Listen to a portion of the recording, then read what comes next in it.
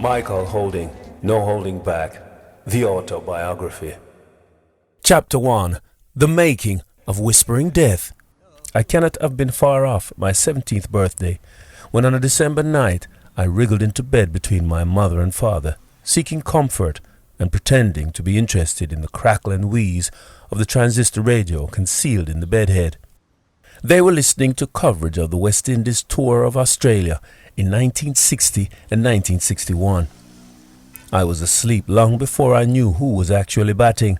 I had little interest or understanding of what the commentators were explaining, but looking back on that wonderful memory, it brings a smile to my face to think of what life had in store. My childhood was full of such happy memories. I grew up at 29 Don Robin Avenue, Kingston, Jamaica, the fourth and youngest child of Ralph and Enid. My mom and dad met at Kingston Parish Church. Mom was in the choir, and Dad was an altar boy. It was a religious household, and every Sunday we would be up early for church. Sport was something of a religion for the Holdings too. Mom did athletics and table tennis, and Dad, who was a building contractor, loved his football, although cricket ran it a close second. In fact, I was only a few days old when he registered me as a member of the famous Melbourne Cricket Club, tucked away in a quiet corner of Kingston, which provided and continues to provide players for both Jamaica and the West Indies cricket teams.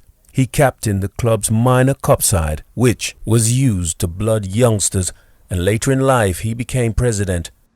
My eldest sister, Rima, competed in the high jump in the inter-secondary school championships, and Marjorie ran in the inter-college championship representing the University of the West Indies. But neither would claim to have excelled. It was participation that mattered. Ralph Jr., who was 5 years older than me, loved his sports too, but was more of a musician. While he was at school, Kingston College, the same one my dad and I later attended, he sang in the choir and was lead treble on a few records the school put out. He ended up living in Germany for about 15 years, touring Europe with a band and recording music, but then moved back home in the early 1990s, and to this day continues, albeit part-time, in the music field, sometimes performing at the various North Coast hotels in Jamaica. My sporting life began in the gullies, woodlands and shrubland that surrounded Don Robin Avenue, which was a small residential area and completely underdeveloped, not like the bustling commercial centre it is today.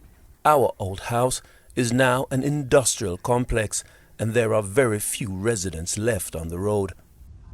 Behind that house, in the wide open spaces, I played football, cricket or marbles, and would go out into the woods to shoot birds with homemade slingshots, anything which would get me out of the house. As soon as I had had my breakfast, I was out playing. I was active, perhaps too active for my mother's liking. I was diagnosed with asthma when I was about 3 years old, and had to carry an inhaler around with me everywhere I went. My mom and dad would always warn me not to overdo it. I'm sure a few international batsmen will scoff when they read that Michael Holding had asthma. In fact, one day the asthma just disappeared, and I haven't needed that inhaler since I was an early teenager. I got into scraps with my mom and dad because of my love of disappearing outdoors for the day. Often I would choose a day of running around with friends instead of cricket at Sabina Park on Saturday. Sacrilege, I know. A day at Sabina Park was a big deal then, a real family affair. The Friday night before the match, everyone would be busy cooking rice, peas and chicken to take to the game. But come Saturday morning, I would get up early and disappear before I could get dragged along. In the 1960s and early 70s, the seating in the southwestern stand where my family sat wasn't luxurious, and rather than sit and fidget in the same uncomfortable seat for 6 or 7 hours, I preferred to play cricket myself. This independence would come at a cost though. I knew when my mom and dad got home there would be a scolding, sometimes a beating too. It wasn't because they were afraid what might happen to me. There were no such fears about letting kids run loose like they are today. but more to do with the fact that I hadn't sought their permission to do my own thing. I can still remember being out in the gully until darkness, losing track of time because I was having so much fun, and hearing my mom shout my name from the back of the fence to come in. I didn't grow up in a rich household, but I got everything I needed, rather than what I wanted. This way of living was something instilled in me from a young age. Need, not want. Just up the road from us lived the Blake family.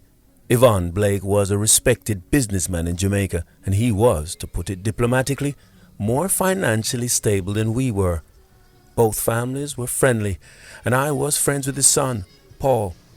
Paul got what he needed, and probably what he wanted too. Paul had bicycles, note plural. One day I borrowed one of his bikes, and we were cycling down Dunrobin Avenue, and unbeknown to me, my mom and dad drove past us. Later on, Mom wanted to know why I was riding Paul's bike. My excuse was that I didn't have one of my own, and Paul was happy to lend me one of his. If you don't have it, you can't do without it, Mom said. What if you had damaged it? You would have to replace it, and you still wouldn't have one. She was teaching me to live within my means. When I was not riding other people's bikes, I was out in the gully playing sport, especially cricket, a form of the game in Jamaica called catchy-shubby. Catchy-shubby could be described as organized chaos. It was a sort of free-for-all game played by scores of kids and grown men, where the first to turn up with a bat batted, and when that person was out, it was the turn of the person who dismissed him to bat. While we obviously only had one batsman at a time, there could be 4 or 5 balls available to be bowled at him.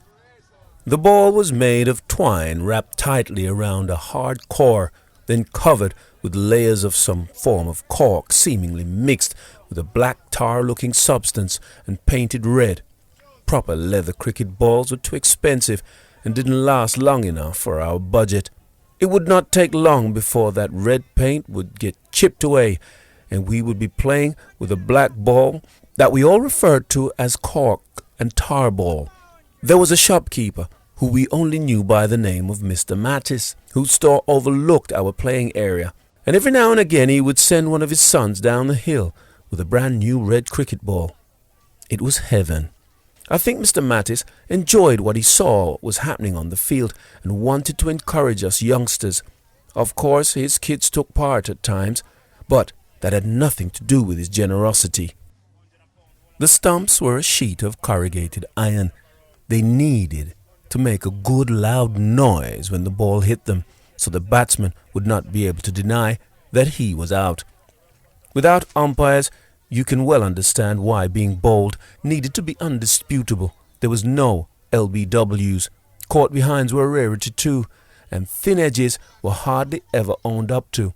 If a batsman was out caught, it was the fielder taking the catch who would next get to bat, not the bowler. As a bowler, there was no point in trying to deceive the batsman with a beautiful slower ball so he might miscue into the hands of the mid-off. I worked out that if I wanted to bat, I would have to bowl people out. Ping the zinc if you like. However, it was not easy because with no leg before, batsmen would cover up the stumps with their legs, and if they were hit in front, it didn't matter. The solution was to bowl so fast that if they got their legs in the way, the cork and tar would really sting. The next time they saw me running in, they wouldn't be so keen to get their legs in the way. They would remember the pain. It wasn't a case of blood on the pitch, but I suppose you could say that in those early games I discovered that I had a nasty streak that was so important to becoming a successful fast bowler in later life, but also vital for the immediate prospects of getting to bat. If that was when I developed the fast bowling attitude, the relaxed run-up for which I was known during my playing days would come later. In these early informal skirmishes, I had to bowl off a few steps because if I took too long a run, there would be about 4 or 5 others who would sneak in front and bowl instead. No one was going to stand by and wait for you to run in from the next county. It was a skill that stayed with me throughout my test career. I was often capable of generating good pace off just a couple of yards. I couldn't have been more than 10 when I played my first proper game of cricket. And when I say proper, I'm talking about players in whites with 2 umpires and an official start time. It was at Red Hills Oval on Red Hills Road, which led to the hills above Kingston in a competition called the Rankin Cup. The Cup was a competition for community and business teams. I was in the Dunrobin area team as an off-spin bowler who could bat a bit. At that age I was not strong enough to be bowling fast against men in those sorts of matches, even if I had been playing against adults in the gully. Besides, I enjoyed bowling off breaks. It was from playing against adults that I came to be picked for the Dunrobin team. They had seen that I was a useful player and invited me to have a game. As soon as I found out I was playing, I went home and told my family. The problem was I didn't have any kit, so my sister Marjorie took me to the nearest shopping centre to buy some white pants. They weren't cricket pants, just dress pants, which we bought in a men's clothing store. I was only a little boy playing against men in that first Rankin Cup. It was intimidating. At the time, everyone in Jamaica used to go by nicknames rather than first names or surnames. And I remember a man called Nixie, who was almost a local celebrity because of the weight of runs he would always score in that competition. He was very powerful, would hit the ball tremendously hard, and towered over me. He was probably only 5'9", but with me being only 10, he seemed 6'10", and the thought of bowling to him was terrifying. Those early formative days at the Red Hills Oval were unforgettable and great fun. The little ground on the edge of Sandy Gully helped to shape the careers of Carlton Barr Sr., who played for Jamaica, Nehemiah Perry, who both played for Jamaica and the West Indies, and of course myself. Nehemiah came later though, as Carlton and myself played with his dad. I progressed to playing most of my cricket for Melbourne in informal matches on Sunday when the club toured the rural areas of Jamaica. They were called curry goat matches because a goat or two was killed for lunch, and man do I still love those goat curries. I would get the occasional game with Melbourne, whose senior members thought I had some ability and they wanted me to learn. Dad had also spotted that I had a particular talent for cricket, so he arranged for Teddy Griffiths, son of the famous Barbadian and West Indian fast bowler Herman, and a Melbourne member and a friend of the family, to give me some coaching. Herman's Griffith's claim to fame was that he once bowled Donald Bradman for a duck in Sydney in 1931, second test won by the West Indies. Personally, I didn't think I was particularly good or particularly bad. I just played for fun. That was the attitude I had to all sports, whether it be football or athletics. I just loved sport. I lived for it. You often hear professional sportsmen say, "This is a dream come true" when they achieve recognition. When I was young, I didn't dream about playing cricket for Jamaica, and I certainly didn't lie in bed at night and hope that I would one day bowl fast for West Indies. Nor did I look at players who were representing Jamaica or West Indies and think, I want to be just like him. It was never a goal of mine to play at the highest level of a sport that I thought of as just as a hobby. Perhaps this was a reason for my success. I never put myself under any pressure and was just doing it for the love of the game. Others pushed and encouraged me though, and I'm grateful. Bruce Wellington, a left-arm spinner who played for Jamaica and could have played for the West Indies with more luck, and Arthur Barrett, another spinner who actually played Test cricket, were Melbourne members, and they would help me a great deal, teaching me the basics of bowling, like how to grip a ball. The older I got, the more they passed on. It was little things like the positioning of the body and using the crease to confuse the batsman. There were also experienced captains that I played under, like George Sterling and Rudy Williams, who helped along the way. Despite great advice from such experienced players, it was Mom who gave me the most useful tip. As a cricket fan, she was always present at my games and saw the slip fielders repeatedly dropping catches off my bowling. She was the first person to ever face whispering death and pointed out that my natural action was for outswingers. She told me that if I wanted to get more batsmen out, I would have to get wickets leg before and bowled, and that meant I would have to develop an in-swinger. I did as I was told, but again with the help of two spin bowlers, Barrett in particular, who showed me the basics of that delivery. By 1965 I was attending Kingston College High School, one of the most illustrious schools in the country. My dad and my brother had also gone there. At first I didn't play much cricket at high school, though just a bit for my team. Athletics was something I enjoyed immensely, and because I was happy just being involved in any sport rather than concentrating on one, I tried everything, including hurdles, 400 meters and the high jump. This leads me nicely onto the first myth buster of this book. It is widely perceived that my languid run-up when bowling, which has been described as elegant and malevolent stealth personified, very flattering, was a product of my promise as a 400-meter runner. It makes a nice story, but it's not true in the least. To this day, I still tell people that it was a mistake, but the response is usually that they think I'm just being modest. One gentleman went as far as to tell me, "I saw you run for Jamaica." I had to tell him politely that he was mistaken. The myth was perpetuated by Tony Cozier, the famous West Indian broadcaster and journalist who got me mixed up with a guy called Seymour Newman. Seymour and myself opened the bowling for Jamaica's under-19 youth team in the regional tournament in 1971 and 1972. He was quicker than me actually, and represented the country in athletics. He won silver in the 800 meters, 800 yards in those days, of the 1978 Commonwealth Games in Alberta, Canada, and was first to beat the great Cuban 400 meters, 440 yards runner Juan Tarino in the 1977 Central American and Caribbean Championships. I mean, honestly, Tony, how did you do it? In fact, my bowling run-up was pretty close to how I would approach my run-up to the pit when I was competing in the long jump. The timing of your run for the long jump has to be precise, or you go nowhere. There is little room for error with the takeoff point. It has to be relaxed, rhythmical, light on your feet approach to get the best result. Sound familiar?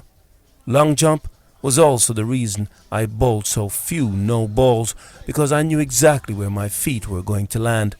Inevitably, I started to play more cricket for school, initially for the school's junior Colts team, which was for under-14s. I was captained by Sidney Headley, one of the sons of legendary George Headley. Sidney was a very good cricketer who specialized with the bat and was also a dangerous slow bowler. He was also a great thinker about the game, even at that age. He could have made a fine cricketer, but he didn't persevere. Instead, he moved to Africa to be closer to his roots and, in his words, do what he could do for his people. He was always that way inclined. He still is there. The under-16 team was the next port of call, but I found I was playing more and more for Melbourne Cricket Club. Trevor Parchment, the school games master, had heard I was playing a lot more for Melbourne and doing reasonably well, and thought that I should be in the team that represent the school in the Sunlight Cup competition. It was the major schoolboy competition in Jamaica. I was invited down for practice and was picked for the team immediately, although I don't think I was a popular selection with the captain. After all, it was something of a promotion. I got the impression that my selection was forced on him. In my first game, his usual two new ball bowlers weren't very effective. Two spinners then had a go without much success, and then finally I was thrown the ball, with the opposition very few wickets down and looking fairly comfortable. I took 2 wickets in my first spell. The skipper realized I wasn't too bad. By 1970, at the age of 16, I was a regular at the KC Sunlight Cup team, and in 1973, in my last year, I captained them to an unbeaten season. It was tremendous fun for me, and that's all I thought it ever would be. But cricket would suddenly start to become a bit more serious.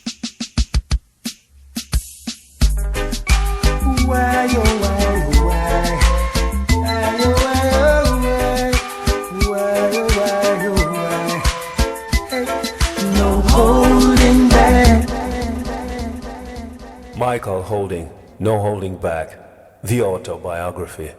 Chapter 2, Jamaica Days. The same year that I left Kingston College, but before the school year had ended, I made my first class debut for my country, Jamaica. I was just 18. Just over 2 years later, I had made my test debut for West Indies against Australia. It was some progression for a guy whose goal at that stage of life was just to play sport as often as possible and have as much fun as possible doing it. Throughout my formative cricket years playing in the Rankin Cup for Melbourne and Kingston College, I would just turn up and bowl. That was all that I thought was necessary to do myself justice, so I had no reason to change when I was performing well enough to be selected for Jamaica in the Caribbean Under-19s tournament for 3 successive years between 1971 and 1973. Each year the tournament would be held on a different island, and every island in the region would send a team to compete. The standard of cricket was high, and many future West Indian cricketers got their first taste of territorial competition in those tournaments. In those 3 years I played against Colin Croft, Fouad Bacchus and Larry Gomez, who went on to play Test cricket for the West Indies, and many others who represented their respective countries at the senior level. Just turning up and bowling as quick as I could proved to be enough to ensure I did well. However, the Under-19 tournaments were not first-class cricket, and having impressed enough to be picked to play for the Jamaica team against Barbados on January 19, 1973, I discovered I had to bridge a gulf between the two levels. When I turned up at Sabina Park for the first game, I found out what a fit fast bowler was, and it wasn't me. It came as a shock, I can tell you, because I thought I was in great condition. After all, I'd been playing the game for years. Before the match, I had seen Uton Dow, a fast bowler who played 4 tests for West Indies, running around on the outfield and coming back to the dressing room to get a skipping rope out. I thought he was mad. "He'll be too tired to bowl," I said to myself. It was called warming up. Admittedly, Dow was the exception. In the early 1970s, teams arrived at the ground an hour before the game was due to start. Tracksuit was a word they did not have in their vocabulary. There were no nets to speak of. Batsmen would have a few throwdowns in their whites for 10 minutes, usually in front of the pavilion, and then everyone would go back in and wait for the captain to inform them of the result of the toss. Of course, being new to the team, I did exactly the same. We had our feet up when the skipper told us that we would be fielding. I was given the new ball. After a couple of overs, I was gone, dead on my feet. At my fielding position at fine leg, I was holding on to the fence to prevent myself from falling over, panting, sweating, and generally in a terrible state. I was hoping no one would notice.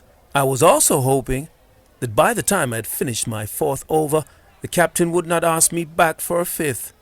But he did. I was so out of it, I don't know how I got through the over. I can't remember a single ball that I bowled, and I was just on autopilot, praying that I could make it to the end without embarrassing myself. The problem was that I'd never been a big one for training. Until this point, no problem. I could rock up and bowl 6 or 7 overs without pulling too hard, straight off the reel. But this showed me how fit I needed to be for first-class cricket. I think nerves were to blame too.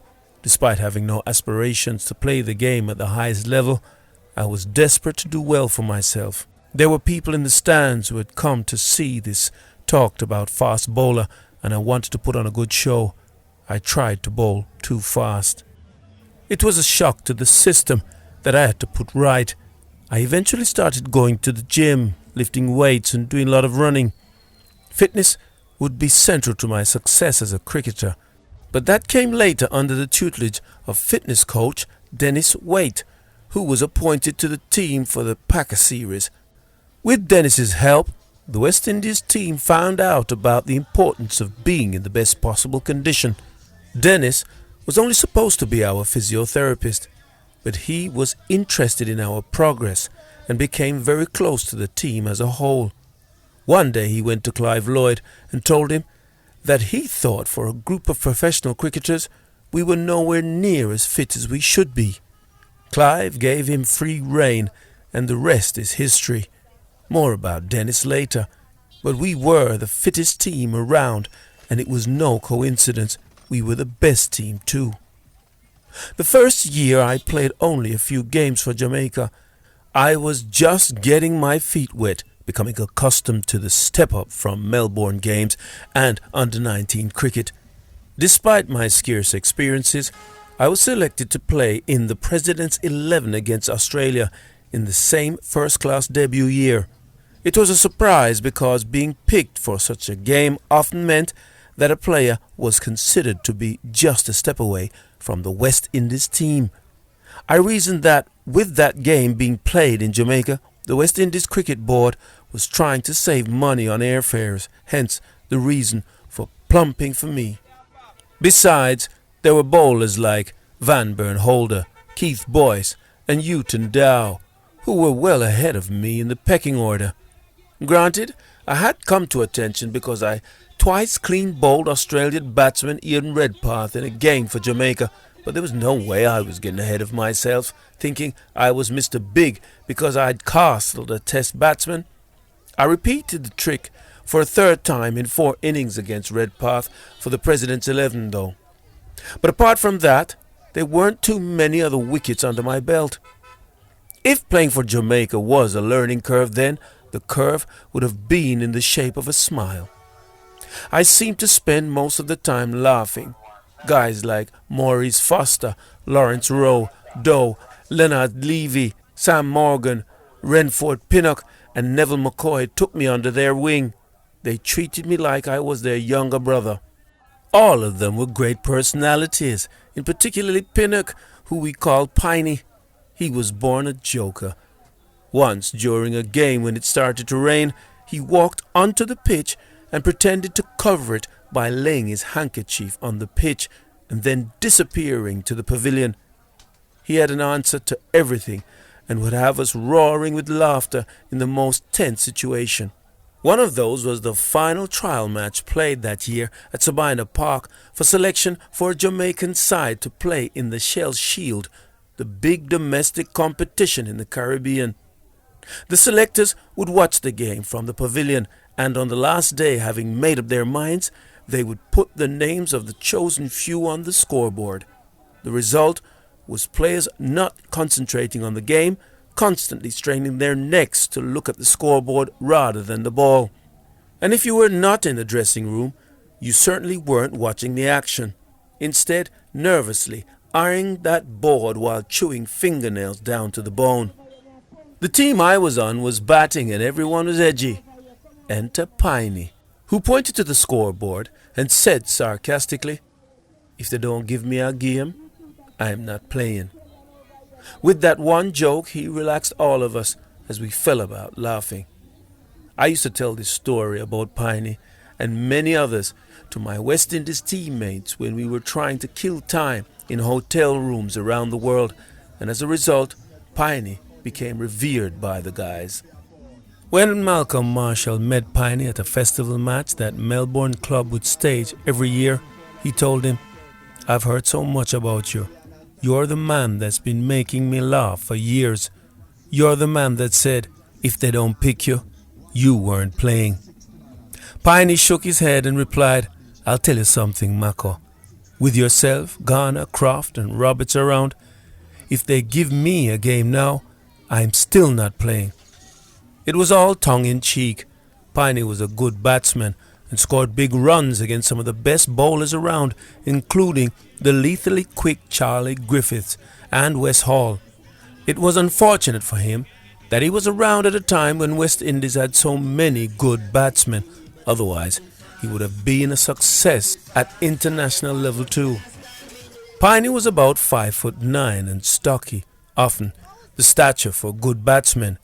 He always wore his cricket cap, whether off the field or on it, and he was a tremendous fidgeter at the crease, far worse than I was when I sat in those seats at Sabina Park, pining to be elsewhere.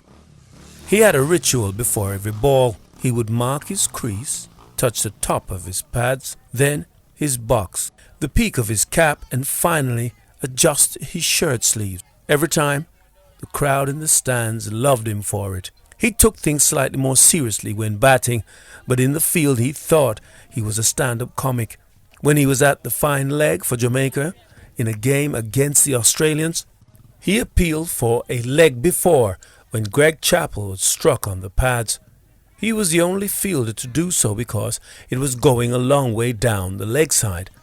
Chappell gave him a look as if he had lost his mind, and even the umpire was a bit shocked. At the end of the over, when Piney was changing fielding positions, the umpire inquired, "What are you doing, Piney? You couldn't possibly see whether it was out from down there," he said. "That's why I appealed," replied Piney.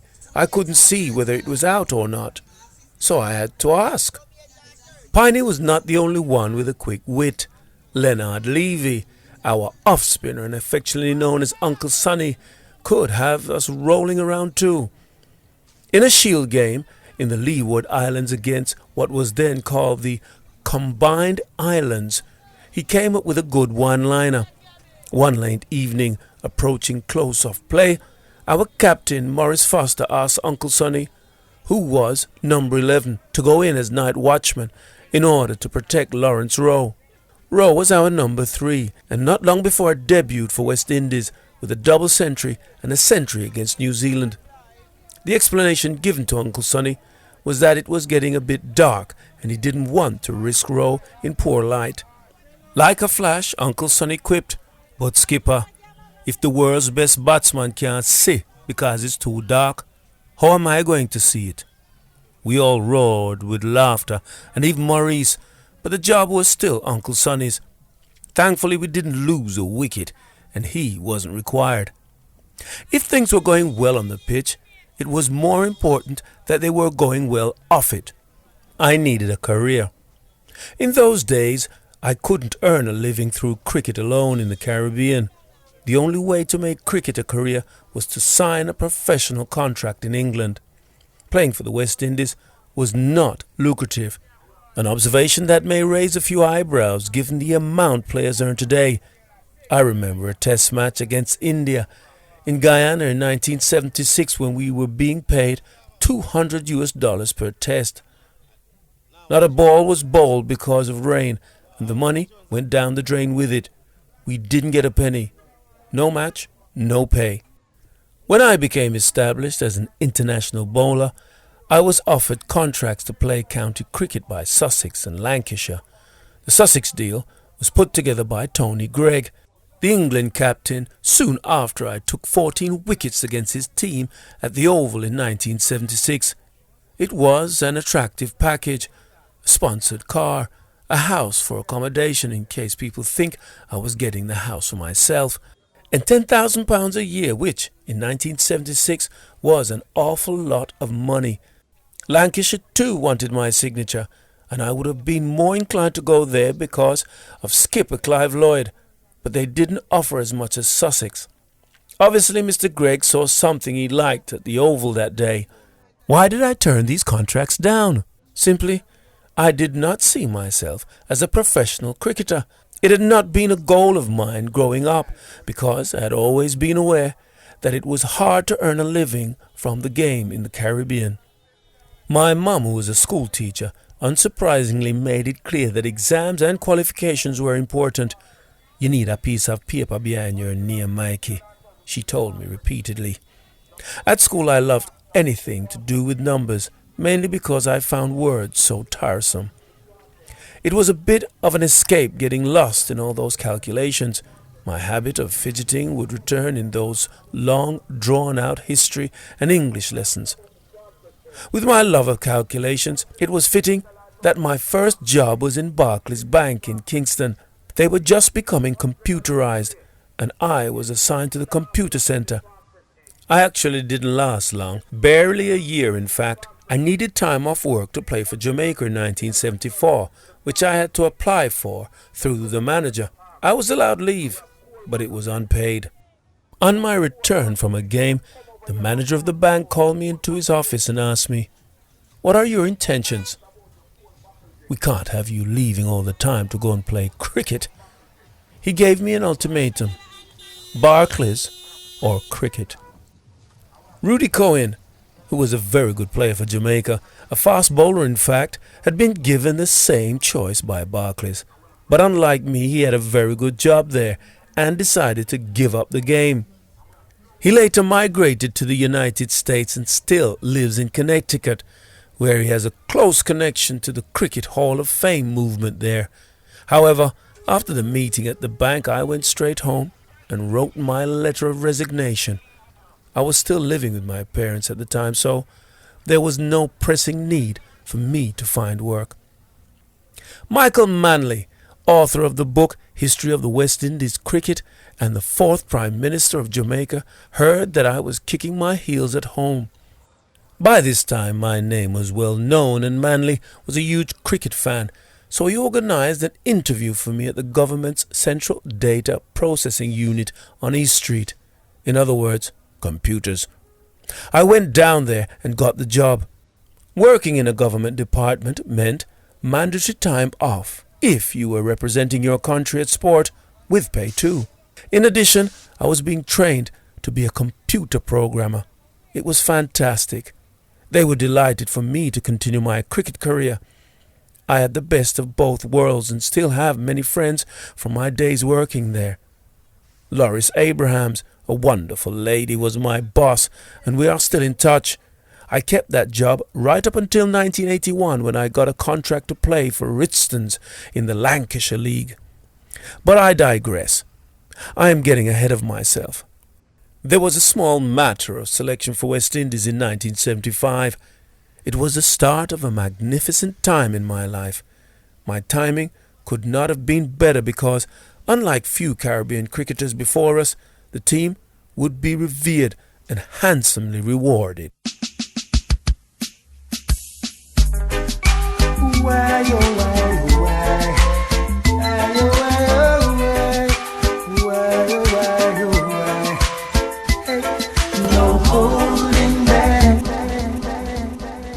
Michael Holding, No Holding Back, the autobiography. Chapter 3, Playing Days. When I said that the call from West Indies would be the beginning of a wonderful time for me, I should have used the word eventually as a caveat. My first experience of international cricket left a bitter taste, and following my first tour to Australia in 1975-76, I considered whether my thirst for the big stage had been slacked. I spat the dummy, that's for sure. I had such a miserable time on the trip that it would not have bothered me if I'd never played again. I said as much to my father as my inexperienced and impetuous mind mulled over whether I should pack up. My selection for West Indies had been a surprise to a lot of people. I had only played a handful of first-class games and had only taken one 5-wicket haul during that time. Unsurprisingly, a few eyebrows were raised. I was no immediate success, no tyro fast bowler who burst onto the scene, blasting batsmen's stumps to all parts of the Caribbean. No, I was a bowler who supposedly had potential, and that's why I was selected. Clive Lloyd was made West Indies captain in 1974, and he saw something that he liked when I played for Jamaica against Team Guyana. Guyana's border ground had a reputation as a graveyard for fast bowlers, with Roy Fredericks, Len Bacon, Alvin Kalicharan and Lloyd, the men ready to do the digging.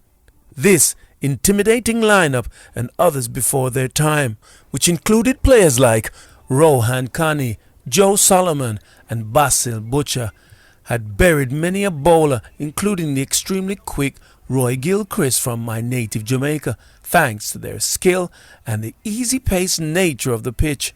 Indeed, I had suffered at Guyana's hands the previous year on a much more bowler-friendly pitch in Jamaica at Sabina Park. For 24 hours I toiled and sweated to no avail, as Lloyd, I'm sure I had him legged before at least once in 3 huge appeals, and Kalicharan both notched centuries. So I knew what could be in store. However, I was confident this time around that perhaps I could do some damage. I was a different bowler, had gotten a bit more experience and was a touch stronger. My run-up was smoother and more rhythmical, and I had added a yard of pace thanks to some conditioning work and increasing my stamina. By now I was taking the new ball for Jamaica, and in my first spell I removed Fredericks for 8 and Calicheron for a duck. I came back later to get another couple of wickets to help Jamaica to first innings points. Well, I knew on that wicket and against those batsmen I had made a statement. Lloyd agreed, and I guessed that he had remembered how I had bowled a year previously, noted my improvement, and reckoned that if I continued at such an advance, I could be of use to him and West Indies. I had a bit of a hint that I could be selected for the tour to Australia, because when the selectors met to pick a World Cup squad to go to England in 1975, I had been discussed. J.K. Holt, Jr., a former Jamaica and West Indies batsman and at the time a selector, knew my father and told him that my name had come up. Lloyd said that he didn't want me to be selected because a one-day tour was no launching pad for a young bowler. How times have changed. I can remember exactly where I was when I found out about my selection for the 1975-76 tour of Australia. Those days, there was no personal call from either selectors or representatives of the board. You heard through the press or an announcement on the radio. I was at my club Melbourne with touring, a long way from my mind when the news came through. When I was given the nod, I can't say the feeling was one of elation. Australia was an awful long way away, and instead of my first thoughts being what it would be like to take a test wicket, the only thing that occupied my mind was, I'm going to be away for Christmas. I had always thought, and still do, that Christmas is a time for family, and I look forward to it tremendously. This was going to be my first Christmas away from home and family. Having never really dreamt of playing for West Indies, to say I was overwhelmed would be an overstatement. I would watch the matches, listen to the commentary on the radio, and hear the chatter about all these great players, but my love was just playing the game. There was no big celebration at the Holding household either when I was picked for West Indies. Sure, my parents were proud and they were big cricket fans, regularly attending Sabina Park, but they never made me think that I was now suddenly better than anyone else just because I had been given the famous maroon cap. There was no formal recognition, not even a handshake, I don't think, and certainly no cocktail party, nothing like that. Just congratulations. My parents were never ones to get carried away by anything, at least not in my presence. Looking back, that understated approach was fitting given that grim time I had in Australia. On that tour, everything that could go wrong did go wrong. We were well beaten 5-1 in a 6-test series. There was squabbling among the players. And when I got back from that tour, which also saw some, shall we say, unconventional umpiring, I said to my father, if this is West Indies cricket or Test cricket, you can forget it. I don't want to be part of it. Coping with defeat is part of sport, and while I obviously found it difficult, the most upsetting aspect of the tour was the infighting. It was fractious as soon as we set foot on Australian soil. As a young player, I could not understand why so many players seemed intent on causing trouble. We were tearing ourselves apart, and it had a huge bearing on the result. It was a massive culture shock for me because the Jamaica dressing room was always a happy place, full of laughter and jokes, and even when we didn't do well. And believe me, we didn't win too many games away from home in those early days. A poisonous atmosphere surrounding a team can be very damaging for young players. We had a lot of experience in the team with players like Lloyd, Gibbs, Derek Murray, Van Burn Holder and Keith Boyce, but also several cricketers on their first and second tours. A long way from home, they needed an arm round the shoulder and a harmonious group. Having experienced the opposite, I can say why so many young players have gone on their first tour and never recovered, especially if they have performed with mediocrity. Surprisingly, part of the problem was Clive Lloyd. He was an inexperienced captain on that tour and reckoned that, as professionals, We should all know what needed to be done and to make sure we were fully prepared. The common statement from him was, "You all right, big man?" He left it up to us. The management left it up to us. That was a mistake because players so often try to get away with as much as possible. Give them an inch and they'll take a mile. I found this attitude appalling from my teammates, particularly when they showed no respect to Lloyd and the team manager, Esmond Kentish, a former Jamaican fast bowler and friend of my father.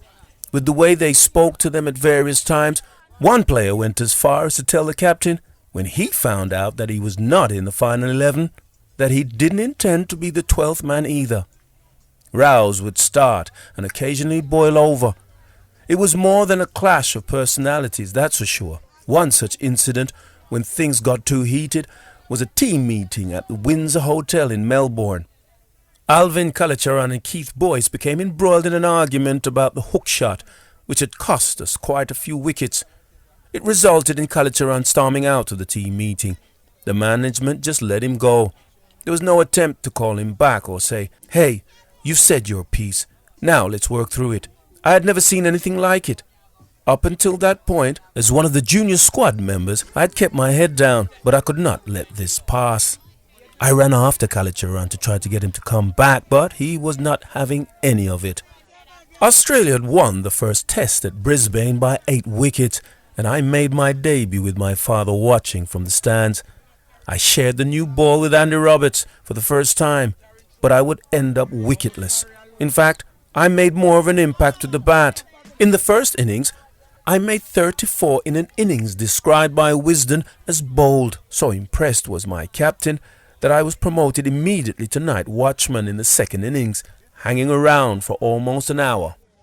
My first test wicket came at Perth at the WACA, which at the time and for many years after was like Mecca for fast bowlers because of the lightning quick wicket and steep carry.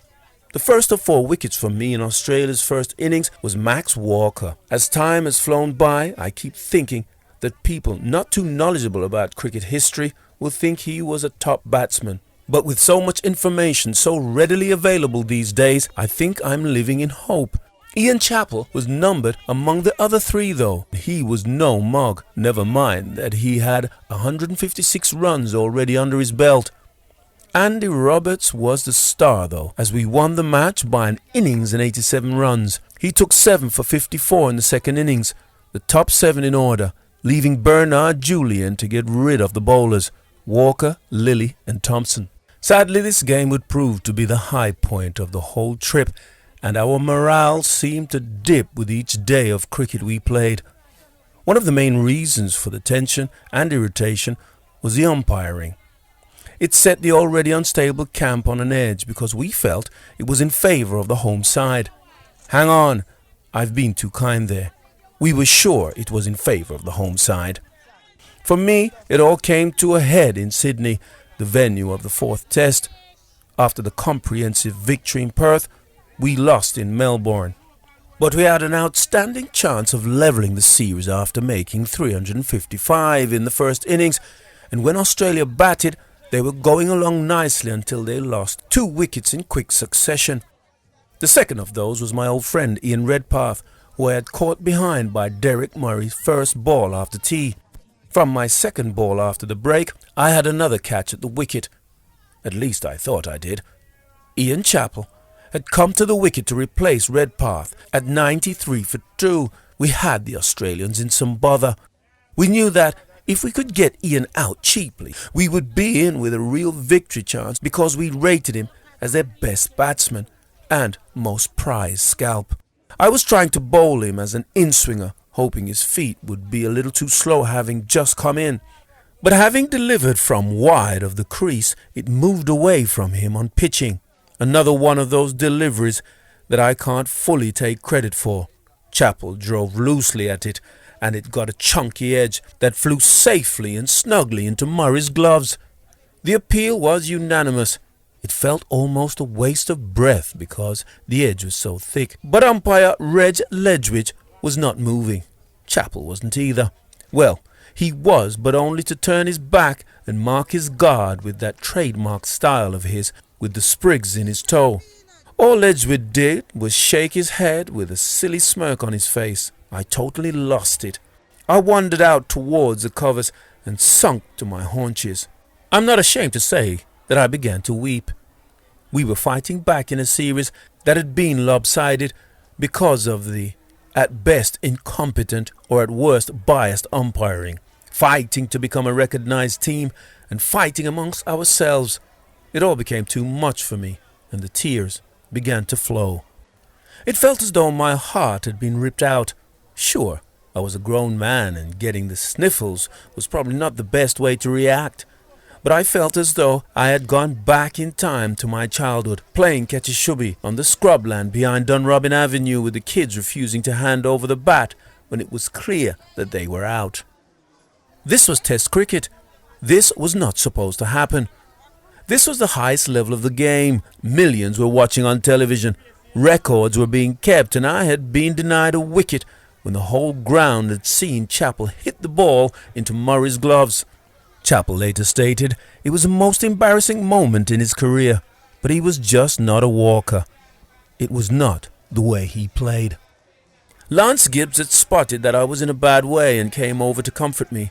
I told him that I would not bowl another ball. Of course I did, and soon I had Chappell caught between for 4.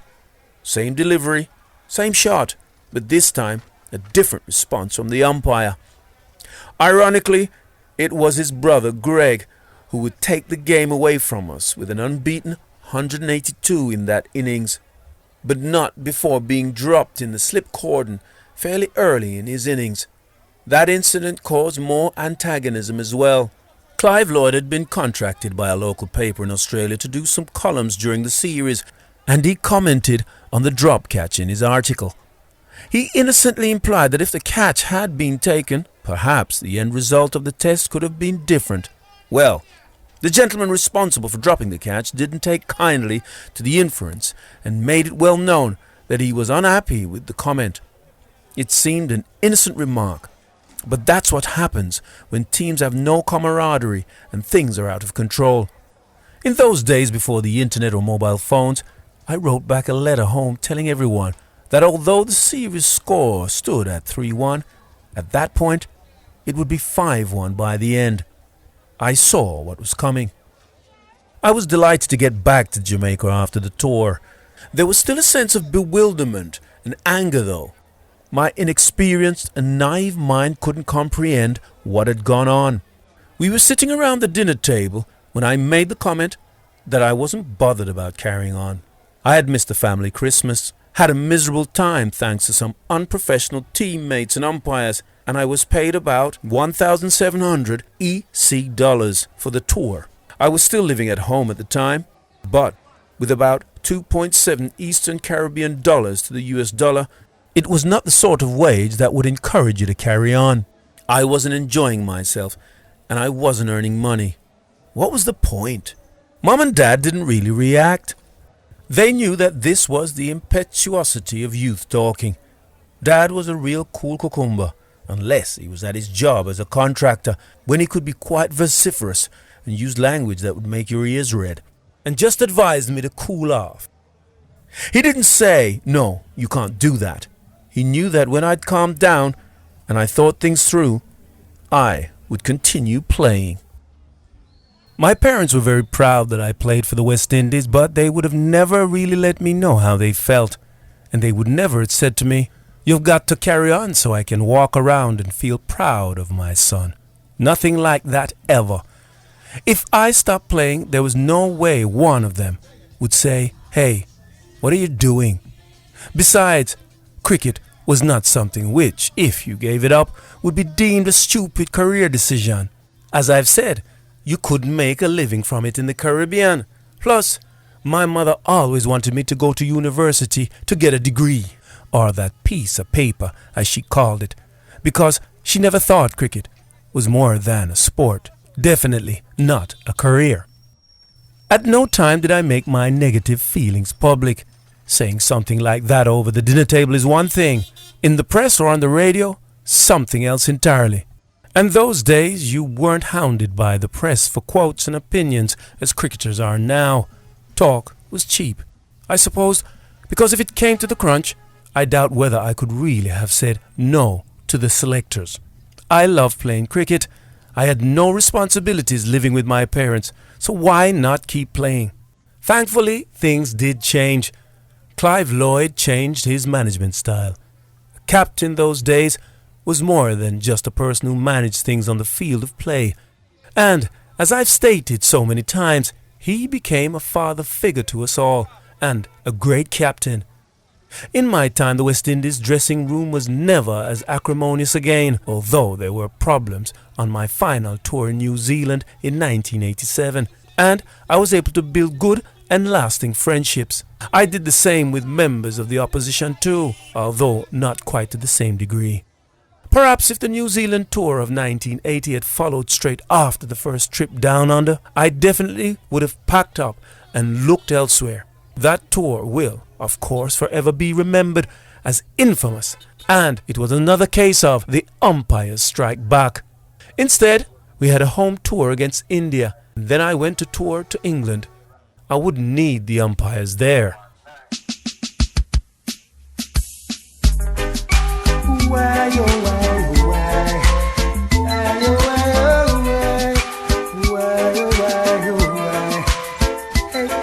No holding back. Michael Holding, No Holding Back, the autobiography. Chapter 4, First Trip to England.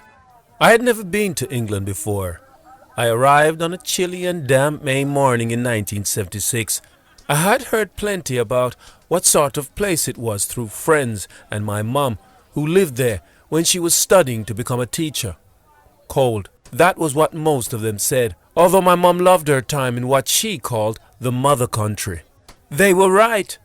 I expected the sort of weather we got in those first few weeks, but that didn't mean that I had to like it.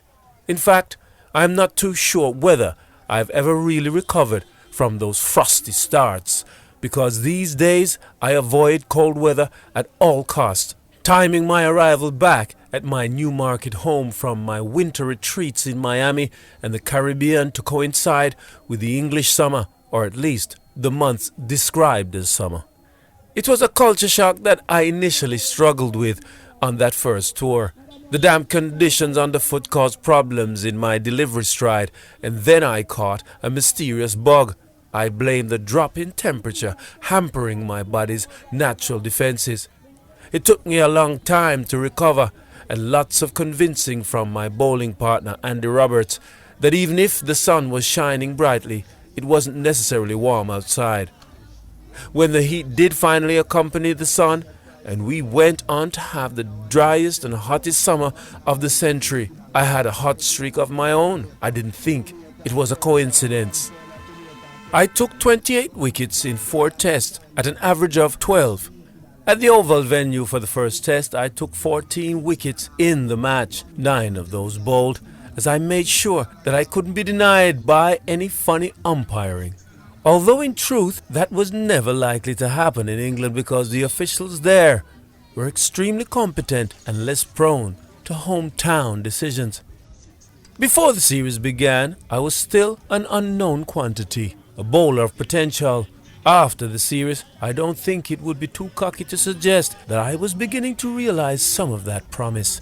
People had not heard much about me previously, and it made me feel good that I had succeeded and made a name for myself. After my mediocre returns of 10 wickets in 5 tests in Australia, the success of the Indian series at home, now against England, in England, were heartwarming. Leaving England that summer, my emotions were in stark contrast to how I felt the last time I had returned to the Caribbean following the Australian tour, which had left me feeling down and contemplating my cricketing future. But we were back in action quickly after Australia. The series we hosted against India would shape the makeup of our team for the next 20-odd years and change the face of international cricket forever. Lance Gibbs, the last great West Indies spinner, had played his final test in 1976 in Melbourne, and Clive Lloyd, who, in tandem with manager Clive Walcott, was now getting the correct level of respect from players, was not convinced of the quality of his replacements. Rafiq Jumdeen, a slow left armer, the off spinner, Albert Padmore, and leg spinner, David Halford, and Imtiaz Ali failed to make an impression on 2 tests at the Queen's Park Oval in Trinidad. One of those tests we lost, which enabled India to level the series after we had won the first test comfortably in Barbados. We had set India 403 runs in the last innings to win the test with 3 spinners in our team. Surely, on a wearing Queen's Park pitch, where spinners were supposed to rule the roost, they had no chance. Not so. India won comfortably, with the spinners failing to make an impact. As a result, we went into the final test of the series at Sabina Park, Jamaica, needing to win the series tied at 1-1. Clive decided that he would go in with 4 fast bowlers. If the philosophy of relying on pure pace had begun to take root in Australia, it blossomed against India. On a fast, not to mention controversial pitch at Sabina Park, we won under considerable public pressure. Clive would never rely on spin again. That series was only my second, but with Andy Roberts resting an ankle injury, I was the spearhead of the attack. That gave me great confidence, and I did quite well, taking 19 wickets. I still had a lot to learn though. That much was evident soon after arriving in England, when I played in an early tour match against Hampshire and struggled because of the damp run-ups and green landing areas inside the batting crease. It had never crossed my mind that I needed different boots for different surfaces. I was trying to bowl with fixed studs, which were perfectly adequate on the harder pitches of the Caribbean or Australia, and would have been fine if they were new, and as long as they were when the boots were first bought. In early May in England, they were not so good. I was struggling to get proper traction. Every time my front foot went down, it would slip because there was quite a lot of grass around the batting crease. Back then, groundsmen did not bother to shave that area of grass. I managed 4 wickets in the match, but Van Berg-Holder took 5 wickets in an innings with a far more controlled display. I was very unhappy on the bus back to the hotel after the match. I sat on my own with my face on the floor, so to speak.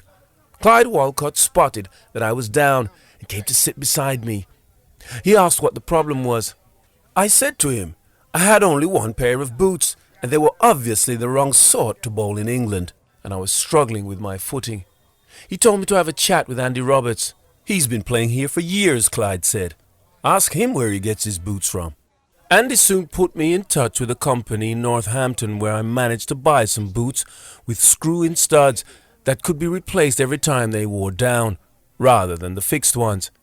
I was happy for the rest of the tour because I had boots for all conditions. And by the way, what you read above is correct. Buy is the applicable verb. This was long before the phenomenon of lots of free gear from manufacturers. Maybe the batsmen got their stuff free, but not us bowlers. I was grateful for Clyde's intervention. A lot of people think he was a bit sarcastic at times, the way he dealt with people. I found him a good manager though.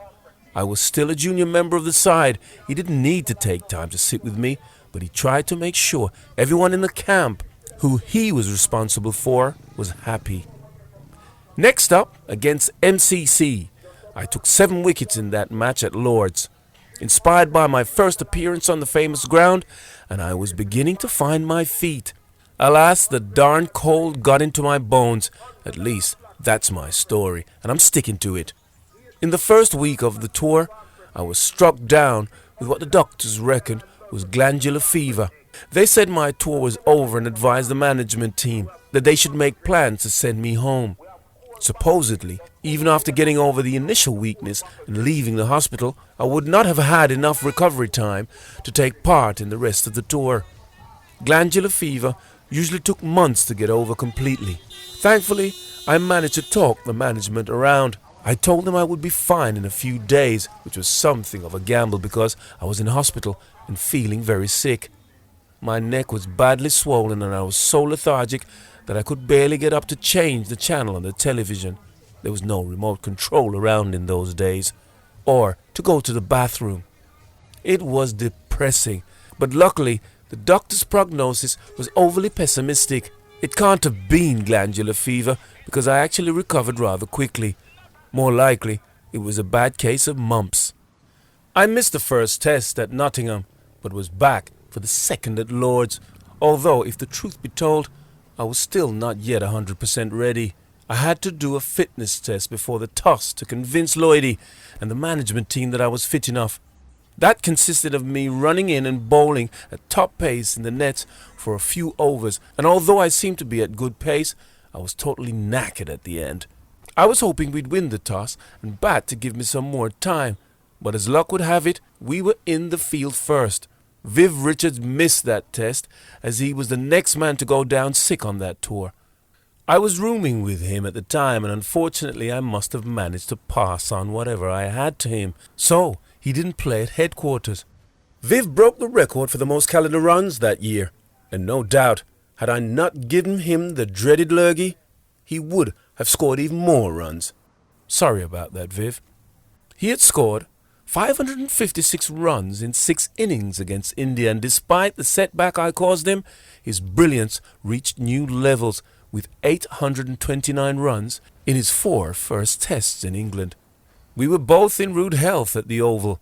He got his 291 and I got my 14 wickets. People often tell me that they can't understand how I took wickets on that Oval pitch because it was flat, dry and hard, with the ball unable to bounce over waist height. I tell them it was all down to youthful enthusiasm and the sun warming my back. At 22 years old, I had no fear, and perhaps where the more mature bowlers reckoned the way to approach such a surface was to conserve energy and hit the line and length, I absolutely tore in. My rhythm was good, and I felt strong and fit, having completely got over my illness. Once you get such a combination of rhythm and fitness when you are a young bowler, you just want to keep on running in and bowling fast. Wickets falling don't do any harm either. My first wicket of the 14s was Bob Woolmer from the pavilion end. I told Clive Lloyd that I wanted to switch ends, and the remaining 13 wickets came from the Vauxhall end. Everything just clicked. One incident in that test really stands out, and I have never forgotten it. I mention it to prove how your mind can run away with you and how you feel that you are the center of attention when you are doing well. In that first innings on my way to figures of 8 for 92, the best analysis of my career, I was on a hat-trick and England were 9 wickets down. My mind was on the hat-trick ball because I had never claimed one before. Lloyd called a quick team conference before the last batsman came to the wicket, and I thought that he must be planning the best way for me to claim the feat. Demanding all the fielders were on their toes so young Holding could be the hero. I approached the huddle, feeling 10 feet tall and with a bit of a swagger. I was totally surprised and slightly perturbed to discover Lloyd was not discussing me at all, instead talking about enforcing the follow-on. He wanted to know what the team thought about batting again. It was an important moment in my career. It made me realize that it wasn't all about me. It was about the West Indies and the West Indies team. Little things like that are a huge help. Sometimes you see some people playing and you know just by watching them that they reckon it's all about them and not the country they play for. I was so pleased that I was made aware of the importance of the team at an early stage. The wickets that stick in my memory from that test are Tony Gregg's, without a shadow of a doubt. They were 2 fast Yorkers. One was actually more of a full toss, and they sent his stumps flying, the greatest sight for a fast bowler. Gregg had made himself a target. His ill-judged comments at the start of the series that he would make us grovel riled us to the extent that we needed no further motivation. It was an extremely insensitive remark to make about a largely black team. Remember, he was a white South African, qualified for England only via his parents, and to make such a statement sent the wrong message. Pure and simple. We saw nothing else. Every time he came to the crease, the fast bowlers found an extra yard of pace. There was a great sense of joy when we got him out in the series. You're going to make us grovel? No, you won't. Gregg committed the cardinal sin in cricket, or any sport, come to think of it. He made things personal, whether he meant to or not. But that is Tony Greig. As far as I'm concerned, he got as far as he did in the game, not just on pure ability, but because he was such a competitor. He was a decent player, but he recognized that when you're not the most talented in the world, you need that little bit extra. He wanted to outsmart the opposition mentally and tactically. His intentions were to play on our minds and make us think this guy's going to try to get on top of us. Greg could not have got it more wrong. It was almost as if he was saying we had no backbone and painted the Caribbean people as fair-weather cricketers. Everything was fine in our team until it got rough. Then it falls apart. That was what he was saying. Undoubtedly he was wrong. Undoubtedly it backfired. There is no ill feeling towards Greg now, nor from the people of the Caribbean. It is water under the bridge, and I've spent a lot of time with Greggy since then doing commentary all around the world, and I've got to know him well. You realize he was only trying to get a psychological edge over his opponents. In fact, Greg is hugely popular in the Caribbean. They love his commentary and his enthusiasm for the game. Besides, many times over, West Indies cricket has shown the world how we are capable of making the opposition grovel. We certainly did that to Greg and his team. By the Oval Test, we had already won the series, leading 2-0, with 2 draws in 5 tests. I felt great that I was taking all those wickets, because I needed to become a consistently good fast bowler. Australia had been a disaster, although I bowled fast, and that was recognised. I did well versus India, and in England I needed to continue that progress. On that tour up until the Oval, I'd taken 14 wickets in 3 tests. That was no great shakes. So, with what would remain my fastest spell of bowling over a consistent period, I finally showed people that I belonged. It was a watershed moment.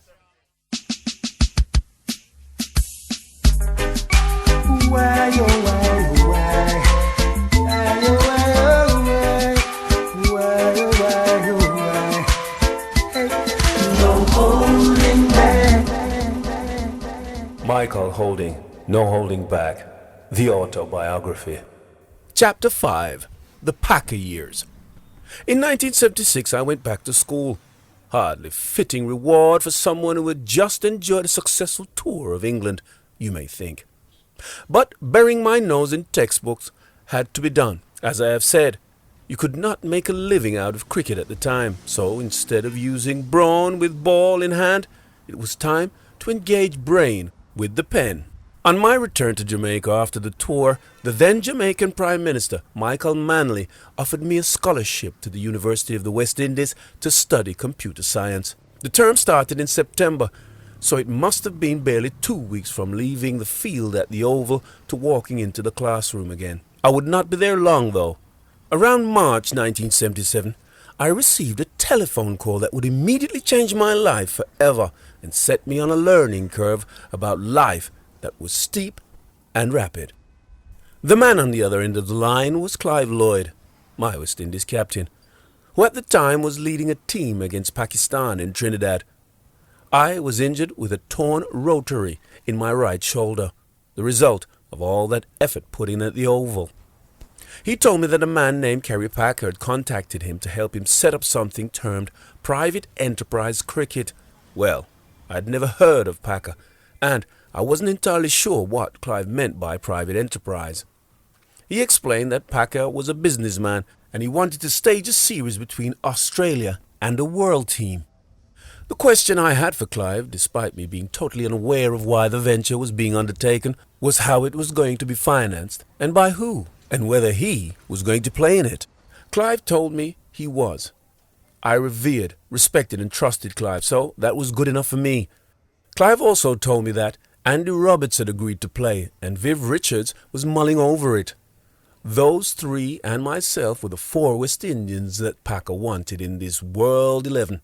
He suggested I think on it and told me that Tony Greig, the England captain, and a Western Australian businessman called Austin Robertson would be paying me a visit to go into more detail. Well, I could have dropped the receiver, Tony Gregg? I blustered. Surely we didn't want anything to do with him after what he said about us. The grovel remark still rankled with me, and I was far from keen on him as a person. But Clive told me not to worry and advised me just to listen to what he has to say. As usual, I took Clive's word.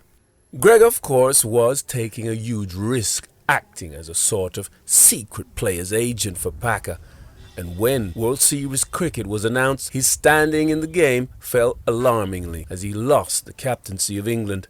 He was virtually ostracized by the establishment. He came to Jamaica, and I met him and Robertson at the Sheraton Hotel. They showed me some magazine articles about Packer, plenty of paperwork proving how much he was worth, and told me the television station he owned, Channel 9, covered the matches live. Packer had wanted to buy the broadcasting rights for Australia's home test matches as part of his plan to boost Channel 9's ailing ratings with top-class sports programming. He approached the Australian Cricket Board with $1.5 million, an offer that was reported to be 8 times the size of the previous contract. But he lost out to ABC, who had been broadcasting matches for 20 years. ABC paid only slightly more than $200,000 for 3 years.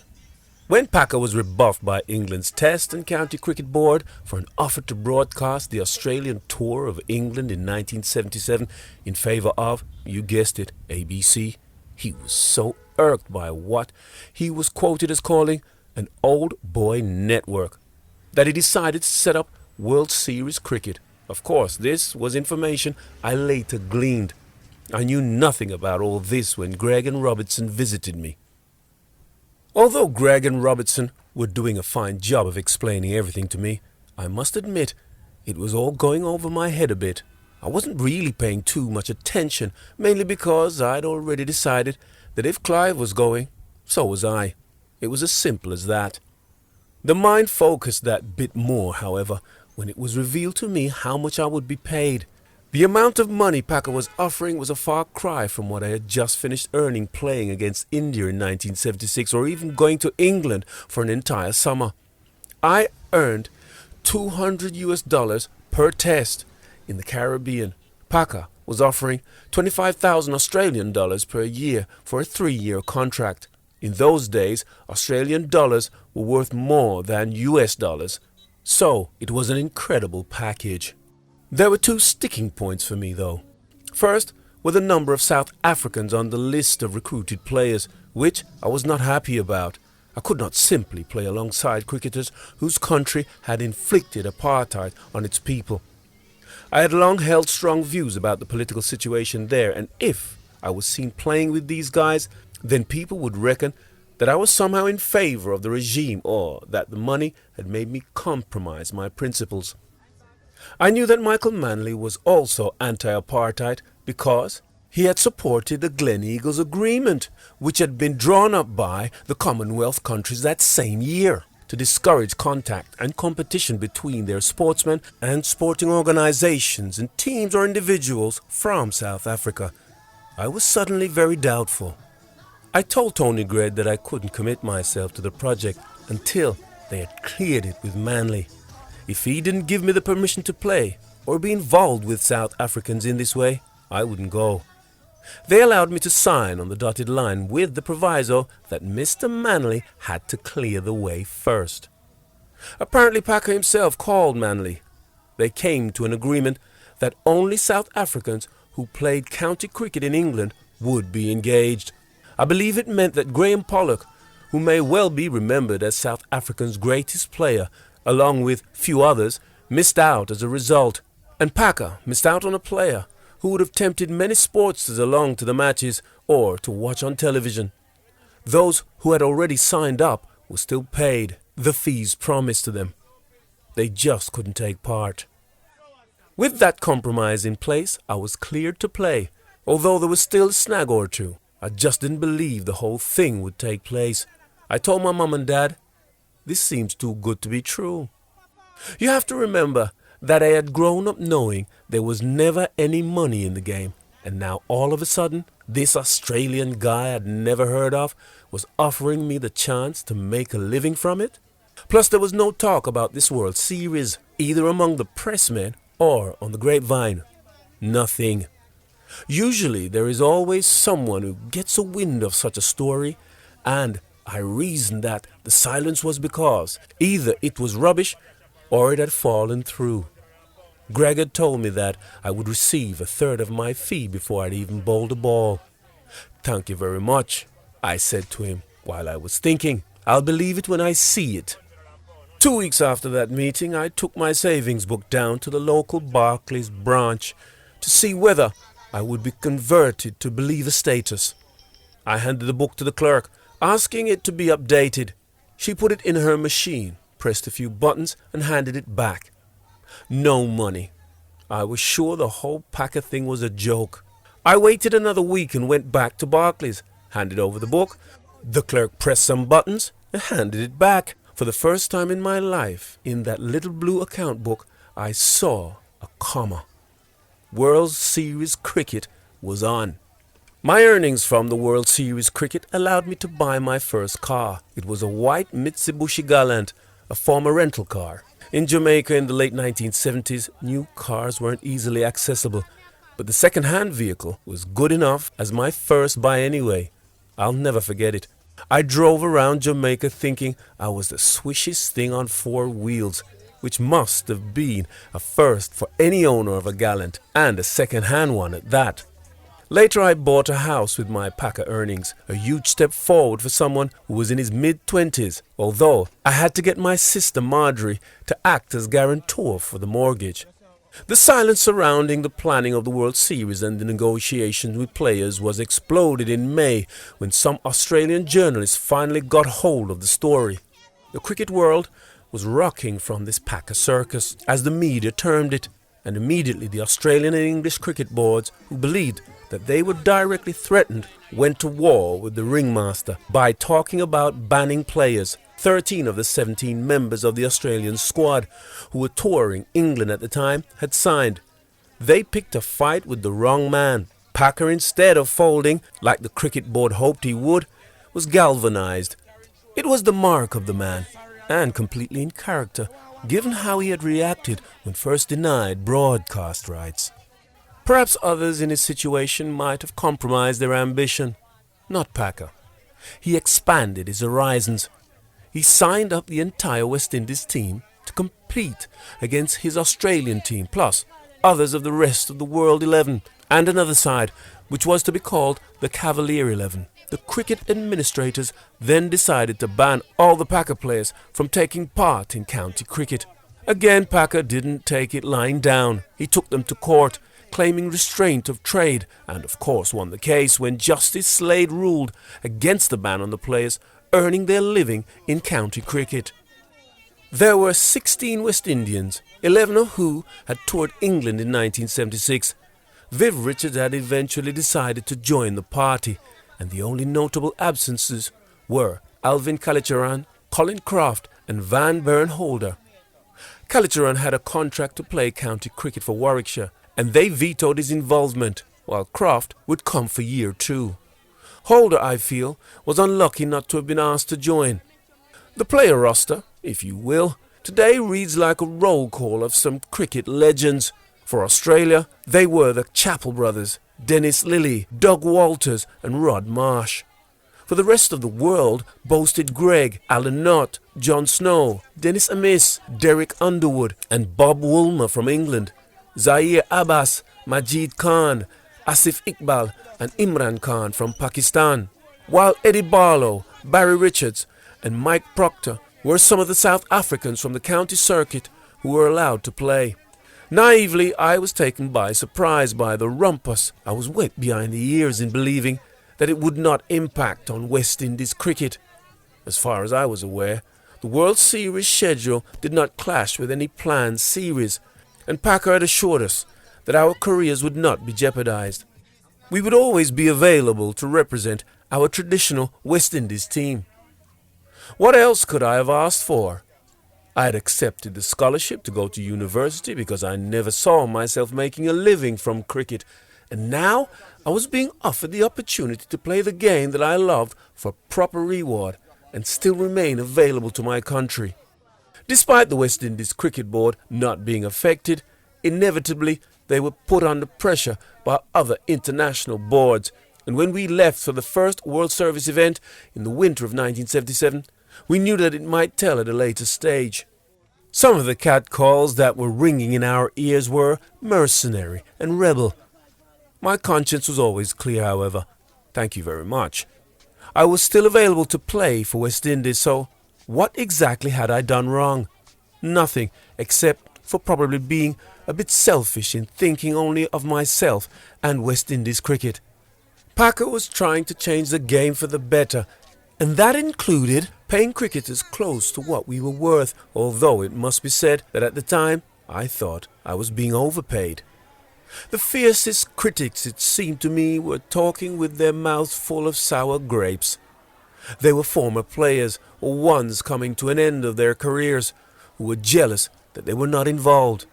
In fact, I knew some who were quite strident in their condemnation, but as soon as they were asked to be involved in the organization, either in administration or commentary work, they jumped at it. So much for being holy, as they claimed. The first year of the World Series was hard work and at times deflating. We weren't allowed to use the main cricket grounds, and the stands were empty more times than not. Still, Packer made us know that if the project had failed, it would not be for want of money. We as cricketers had to do our part, and he would do his, which was to supply all the finances needed. To emphasize how serious he was about the standard of cricket he was expecting, he gave the West Indies team an earful after one pretty ordinary performance. We had just played against Australia and we were well beaten. Packer was not happy. This was not Packer, the Australian fan who had just seen his team give the West Indies a proper hiding. This was Packer, the businessman. He stormed into our dressing room at the end of the game and tore into us, using language that I can't repeat here. He let us know that the performance he had just witnessed was nowhere near the level he knew we were capable of. He left no one in any doubt that he was the paymaster, and if we didn't perform, we would be out. If any player had been going easy before that, thinking it was a joyride, they sure bucked up their ideas. That incident showed how hard-nosed Packer could be. He was a businessman first and foremost, and the fact that it was his country that had beaten us did not matter. He was desperate for World Service to be a success, and he knew that it wouldn't be if it was seen as soft. There was a lot of speculation in the press about how hard players would be trying in World Series. Some even went as far as to suggest that the matches were fixed. It was nonsense, of course. They were just trying to discredit the competition. Unfortunately, in its first year, a lot of people believed the ballyhoo. Attendances were not as good as they could have been, and it was obvious that Packer was struggling to stem the wave of adverse feelings started by the media. There were stories that Packer was seen counting the number of cars in the car park, and during one match, a picture was taken of the West Indies players watching on television the action from an official test between India and Australia. The press lapped it up, printing the picture with the caption, "Even Packer's West Indians prefer real cricket." The negative press did not stop after World Series cricket ended either. Some of the press was still after Packer. When his television station, Channel 9, took over the broadcast, it thought Packer had too much say in Australians' cricket. During the Australian summer of 1979-1980, the very next summer after he pulled the plug on WSC, 2 teams instead of the usual one toured England and the West Indies. West Indies were there for a test series, and England came to take part in a triangular one-way international series afterwards. The last qualifying game had West Indies playing against Australia in Sydney, and if West Indies won the game, the finals would be between us and England with Australia out. Well, Australia went on to win a very close game with the help of some rain, and one newspaper carried a story with the headline, "Come on, Dollar, come on," which was a take-off of the catchy promotional song of the Times, "Come on, Aussie, come on." The article implied that West Indies had thrown the game to make sure that Australia made it to the finals. The inference was that we might have been influenced to do as such because of our Packer loyalties, resulting in better television ratings for Channel 9 and more interest from Australian crowds if Australia were in the finals. Needless to say, the newspapers carrying the article ended up in court, and Clive Lloyd, the captain, and the entire West Indies team that took part was awarded damages. Talk about easy. Well, that was, but not the cricket we played during World Series cricket. In my opinion, World Series was tougher than the tests being played at the time because we had all the best players. Laughably, some cricket journalists wrote that Australia were actually stronger without the Chappells, Marsh and Lilly. Incredible. Every game we played was hard when playing some of the best cricketers there had ever been. Indeed, even if we were playing in one of the warm-ups, you could get your head knocked off by one of the fastest bowlers in the world. The schedule was continuous and a lot of travelling was involved, but this was not a huge bind because it was great to get around and see Australia. The Australia Cricket Board had banned Packer from using its cricket grounds, so we would tour the country. We played in big cities, but also small country towns like Toowoomba, Rockhampton, Bendigo, to name but a few. Mostly we were playing on football grounds, and in Perth we played inside the trotting track at Gloucester Park. In Melbourne we had to play at VFL Park, which held 80,000 people, but there were only a few hundred in the ground. It was a surreal experience hearing the sound of leather on willow echo around such a huge stadium. Having to play at football grounds brought innovation, however. With no square, Packer had to use drop-in pitches, which are, of course, prevalent today. Sometimes where the two pitches joined wasn't as seamless as it should have been, and the ball could fly and hit the line. But it was another instance of Packer using his brain to get around situations and move the game forward. World Series cricket consisted of supersets. The International Cricket Confederation had banned Packer from using the term test, which would last for 4 or 5 days and one-day matches. If we played at night, we would not get back to our hotel until the small hours of the morning, completely jaded, and then have to get up in a few hours to hop on a plane to fly to the next venue. This is not a complaint. I'm just trying to get across that this was serious cricket and a great commitment had to be made. Such a schedule made it tougher than an ordinary tour with the West Indies. On those traditional tours, we would play against state or county teams in between the international matches, and we were able to take it a little easier. In World Series, it was non-stop, top-class action, and the will to win was huge because Packer put up prize money. In our first season, we earned an extra $70,000 from prize money, which was a lot of cash in those days. When we returned to the West Indies for a test series against Australia, who had banned all their Packer players, we were a unit that had bonded closely during World Series, mainly because of all the negative publicity and the ire which had been directed at us. This factor, as well as the fitness work done with Dennis Waite, was crucial in making West Indies a dominant force in the years to come. The bond was strengthened in that series against Australia.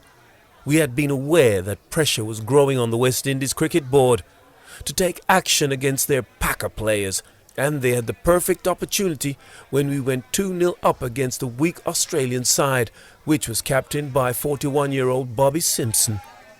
Australia had refused to pick up their Packer players and had lured Bobby Simpson out of retirement to take a very young and inexperienced team to the Caribbean. I was not playing in the series because of a shoulder injury, a recurrence of the same injury that had kept me out of the previous West Indies season against Pakistan in the Caribbean, but I was kept informed of the potential combustible situation by the other players. The West Indies Cricket Board had set a deadline for the Packer players to make themselves available for a series in India later in the year. Packer, meanwhile, was trying to negotiate with the board to reach a compromise to allow us to play in both. The series had moved on to Guyana at this time, and a selection meeting was called that went on for hours. I think it ended at something like 2 a.m. During the meeting, the selectors told Clive Lloyd that they were going to drop Derek Murray, who was secretary of the Players Association, Desmond Haynes and Richard Austin. The latter pair were in their first series and had played well, but were also recent additions to the Packer squad. Obviously, the selectors were acting on the direction of the WICB, as there could have been no cricketing reason to drop the players. Cynically, the board had picked on easy targets. Clive demanded to know why the three were being dropped, but he was refused an explanation. Clive kept on arguing for hours without any reward, and when finally he realized he was getting nowhere, he immediately resigned the captaincy. He was followed by every single Packer player in the West Indies squad simply because we looked upon Clive as a father figure and followed him almost blindly.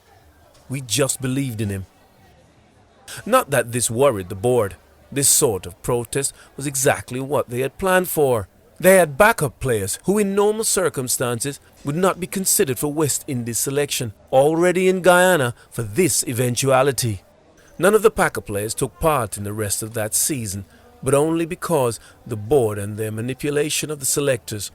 Packer would have been more than happy to release us for India. In fact, during one World Series, he released Pakistani players to go play for their country when England toured there.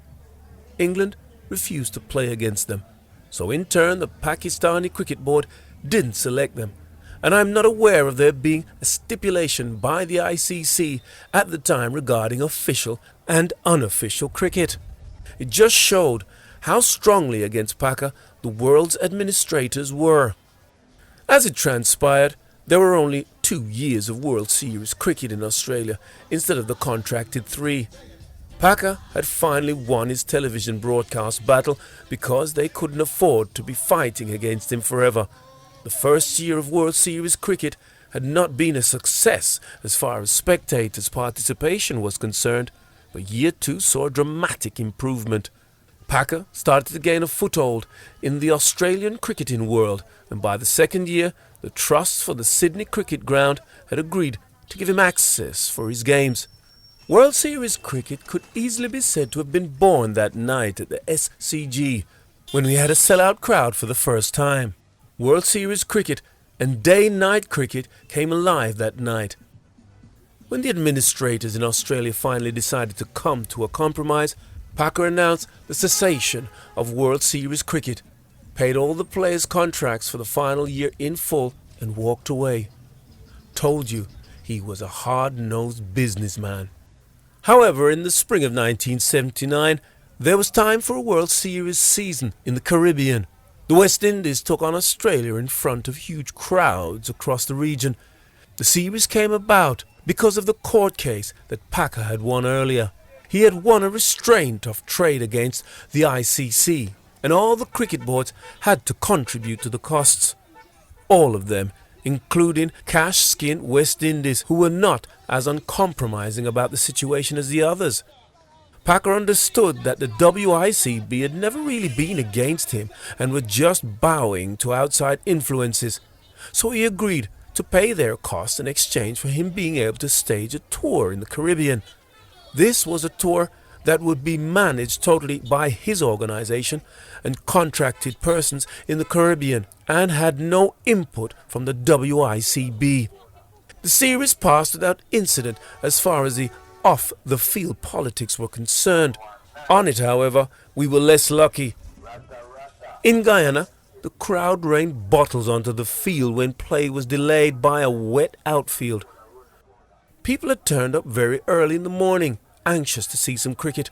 There was no actual rain on the day of the match itself, but the outfield was soaking wet from a previous downpour. Fans who had queued since 5 in the morning just couldn't understand why there was no action, because the sun was shining and there was not a cloud in the sky.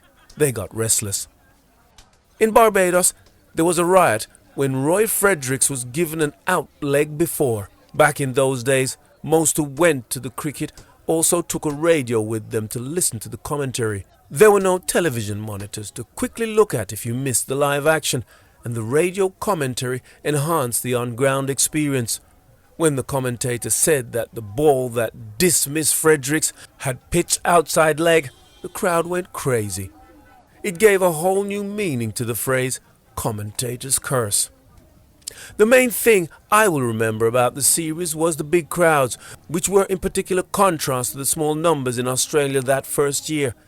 The 1979 Caribbean Tour was the last throw of the dice for World Series cricket. Not that we knew it at the time, but by then it was accepted fair in Australia, and the West Indian crowds wanted to see the big names in good cricket. Every test was packed, as if the traditional West Indies team were playing, because all the Caribbean folk were interested in seeing the best players play. They flocked to see the Chappells, Lilly, Marsh and the rest. Certainly, the man on the street had no qualms with the West Indian Packer players who had been previously jettisoned by the board. Never back home did I get called a mercenary or a money grabber. People understood the situation perfectly, and that we had been forced out by the board. Unfortunately, though, there are a few in the Caribbean who are trying to cloud the entire Packer issue by comparing it and the players' actions to what has happened recently in today's West Indian players, who have been in dispute with the board. I can only say to them, check the facts. Some were not around then because they simply weren't born, and some were too young to remember. But what took place was well chronicled. They only need to do some research. After that Caribbean World Series leg, everything went back to normal. Although it wasn't normal, of course, because Packer had changed the face of cricket forever. The coloured clothing, the floodlights, the drop in pitches, players developing a sense of their worth. It was overwhelmingly a good thing. There are still some critics today of Packer and the players who did it for the money, but those people are not worth listening to because they have not done their research. If they spent a few minutes actually looking at what Packer and the game achieved, they would keep quiet. Thankfully, though, they're getting quieter as their flawed arguments fall on deaf ears. Possibly the most important changes were players understanding their commercial value and the game itself recognizing that more could be done to make it attractive to paying supporters. And of course the administrators around the world recognizing that they had a marketable product. They had to be dragged, kicking and screaming, out of their amateurish ways, but they eventually got there. Before, as a player, you would turn up in front of packed stands and get a pat on the back, a well played, and remuneration of almost inconsequence. Likewise, though, who were running cricket had a very amateur approach to organizing tours and promoting them, or rather not promoting them. Marketing a test match or the game was just not done. Packer showed the entire world how to do it. Even the fortunate incident when the West Indies were excluded from playing was not too much of a negative. It gave the West Indies the chance to expose some new players to international cricket. One of them was a certain Malcolm Marshall, who went on to tour in India to learn how to become one of the finest bowlers of all time and help turn West Indies into an unstoppable force. Another big plus for the West Indies was the assigning to the team by the Packer organization of a gentleman by the name of Dennis Waite, who took over the physical training and well-being of the team.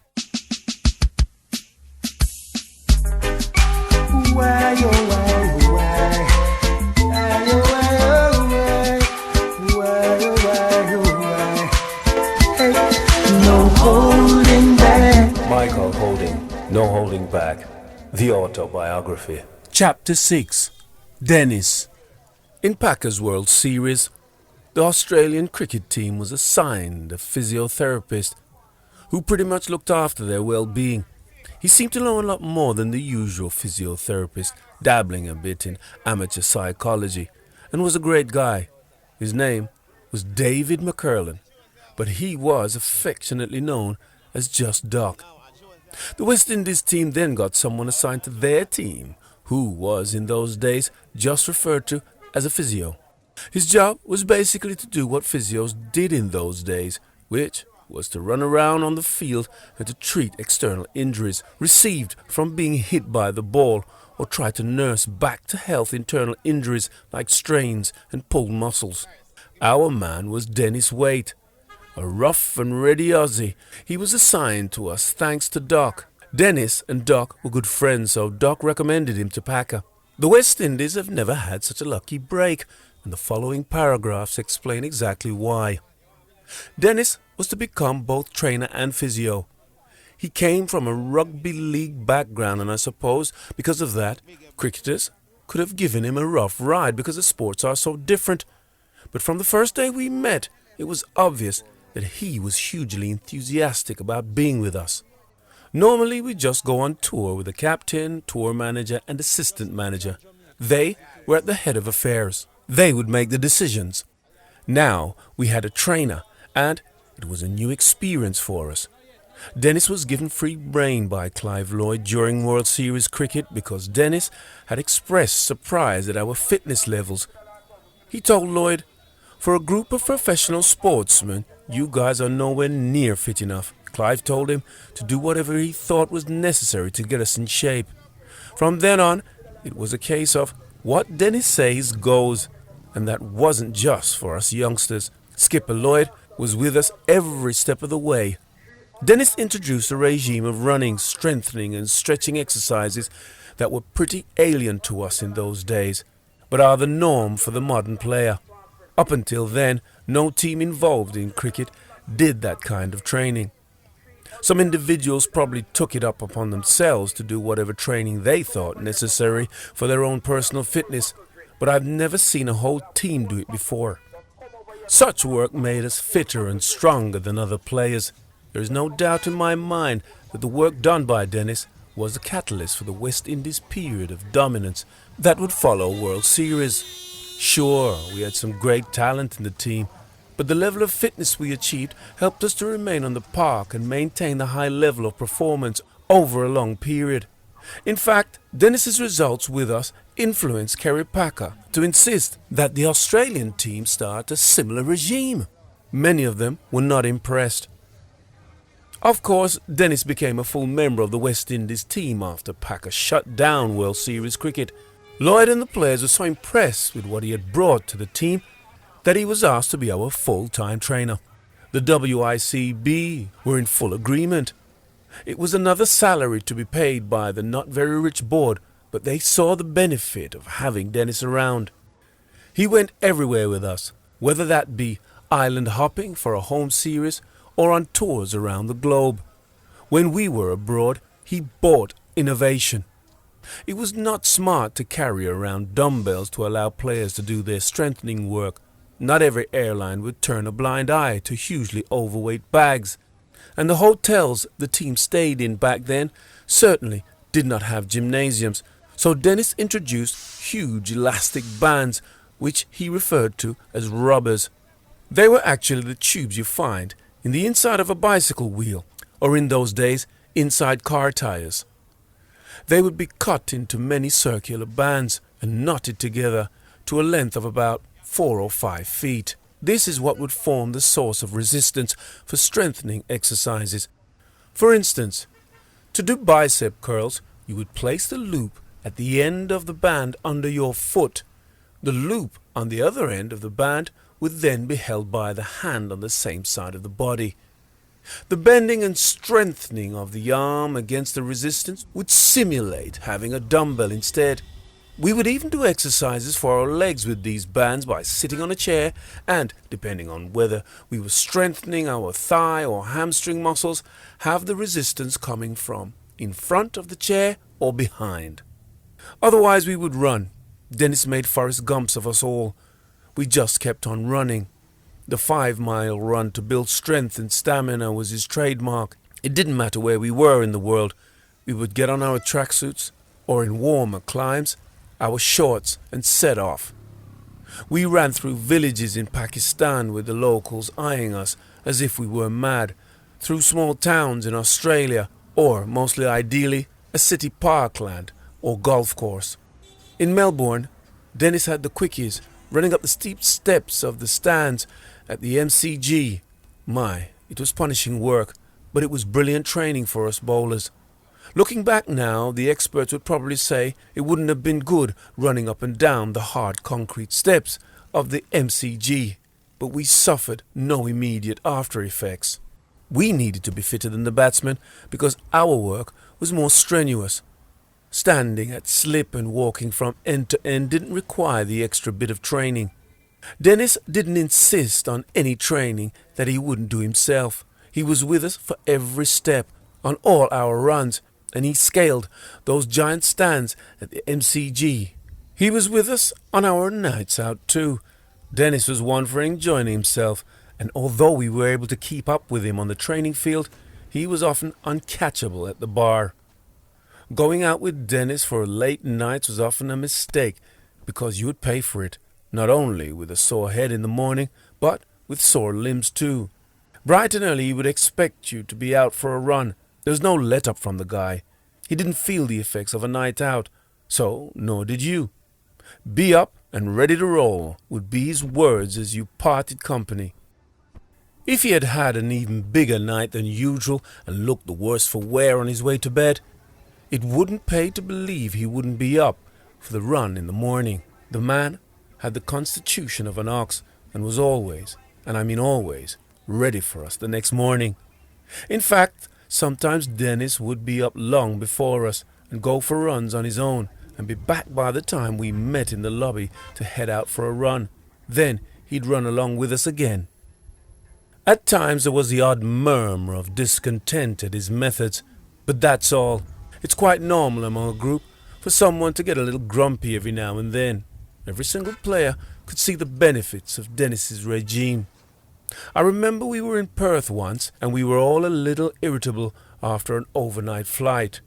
We were on the bus to the hotel and it must have been something like 5 in the morning. If anyone wasn't asleep, they were certainly dreaming about checking in and getting straight into bed.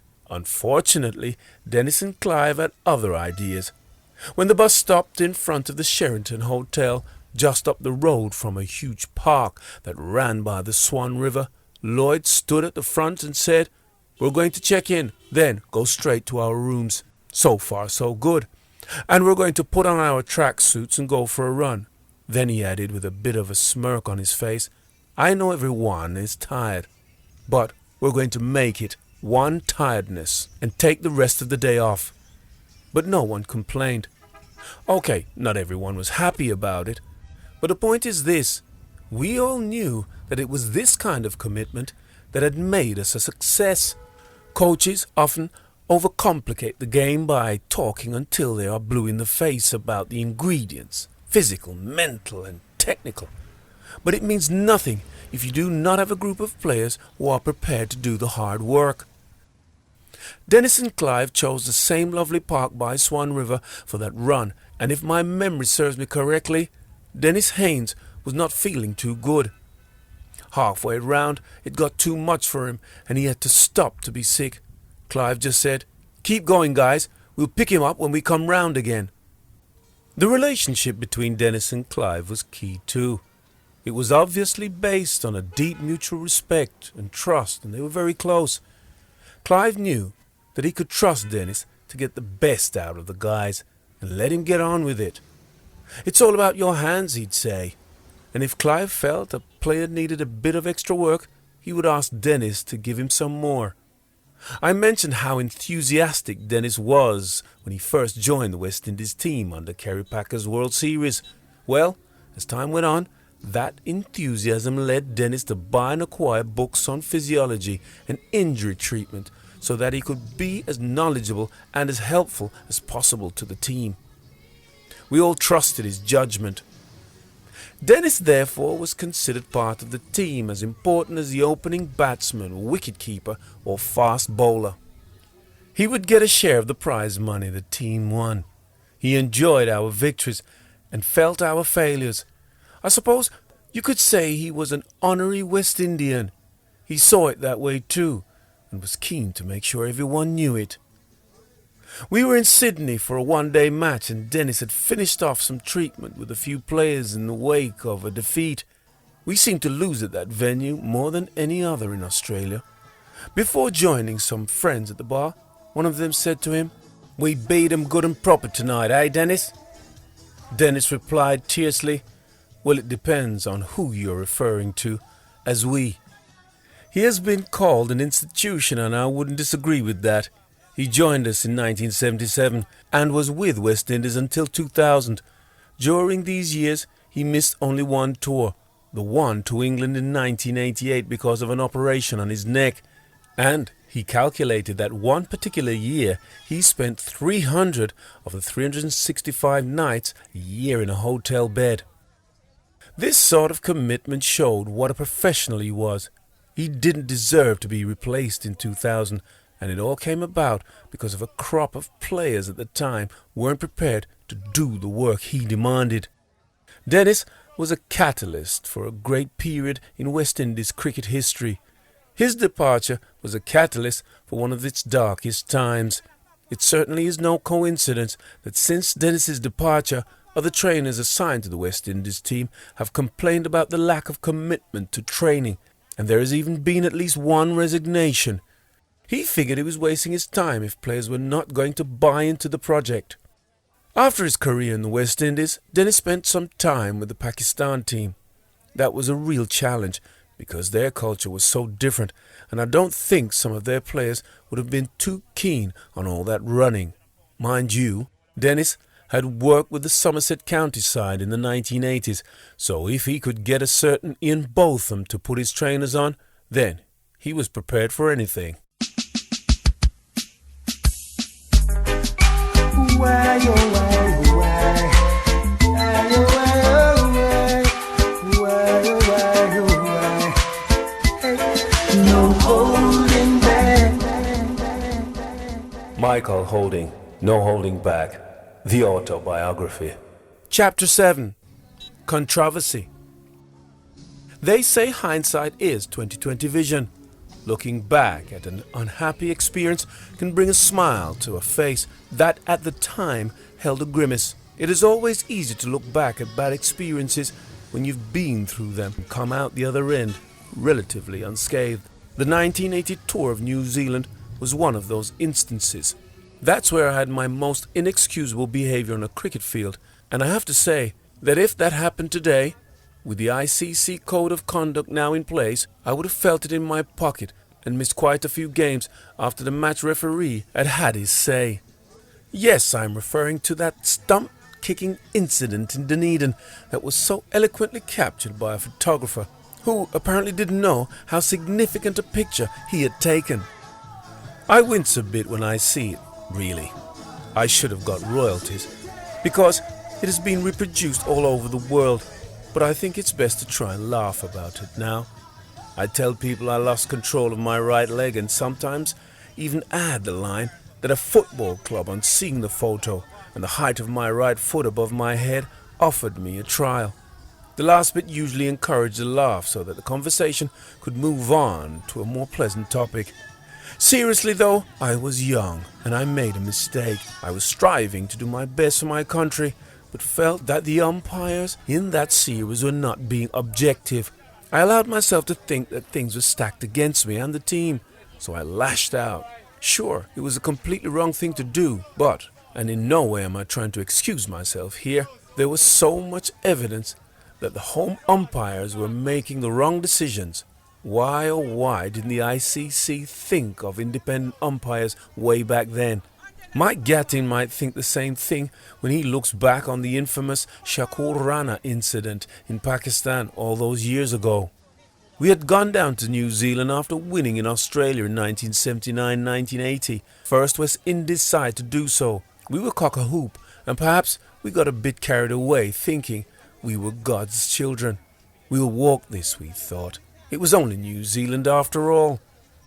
If the truth were known, had it not been for the umpiring, we would have done.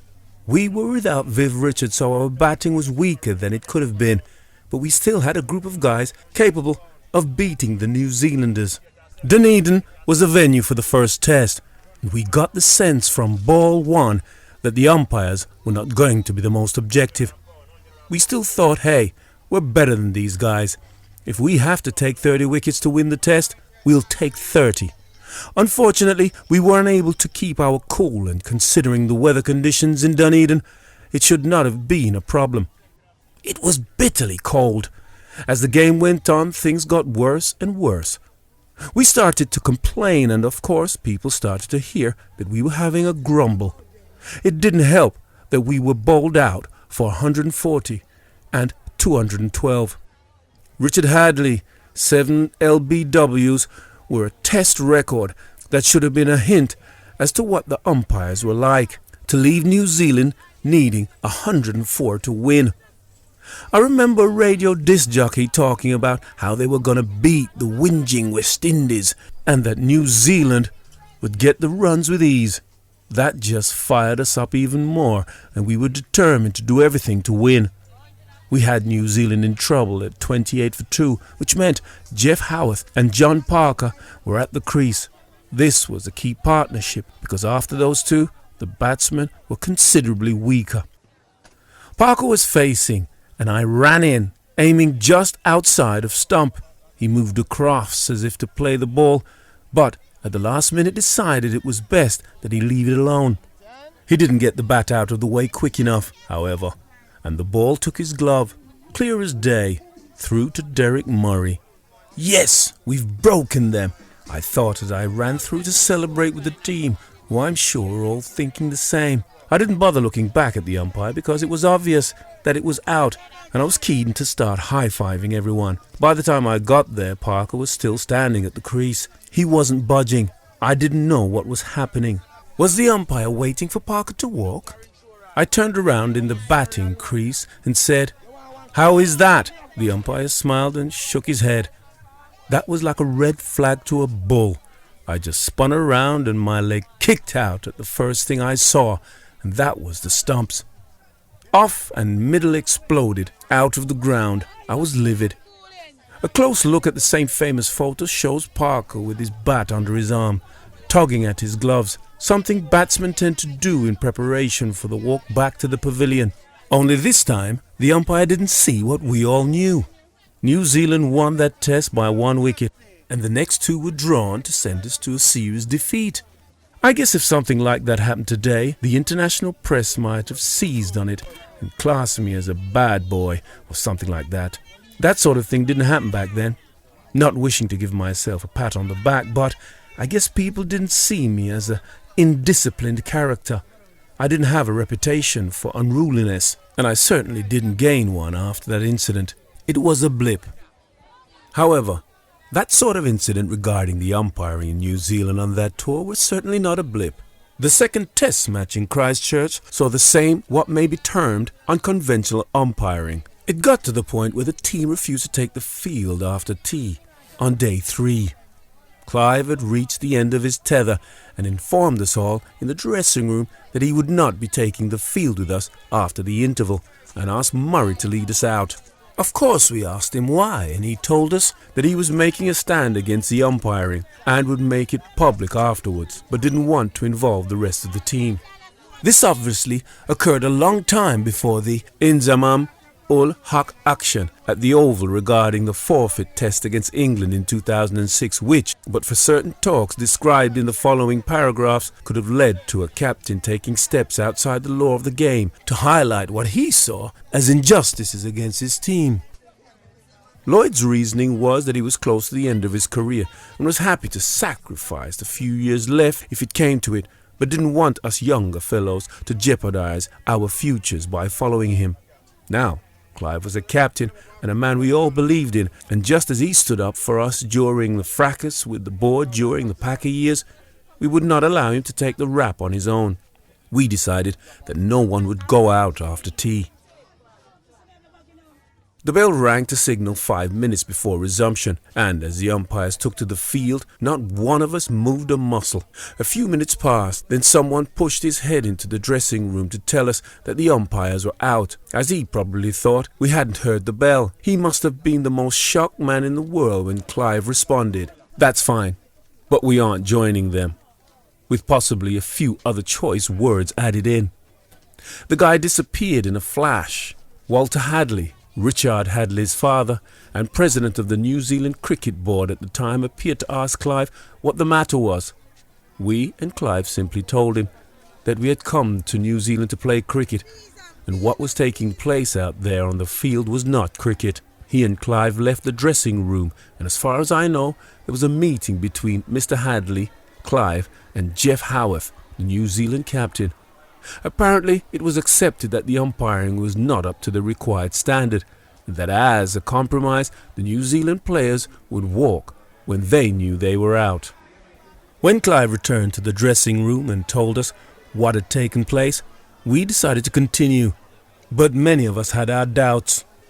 And it didn't take long for the doubting Thomases to be proved right. Indeed, it might have been as early as the first over when another incident occurred. Colin Croft was the bowler, and with the anger still boiling within, he ran in and bowled a very wayward bouncer at Richard Hadley, which bounced well over his head. Hadley proceeded to swat at it like an overhead smash in tennis, and only succeeded in edging the ball through to Murray.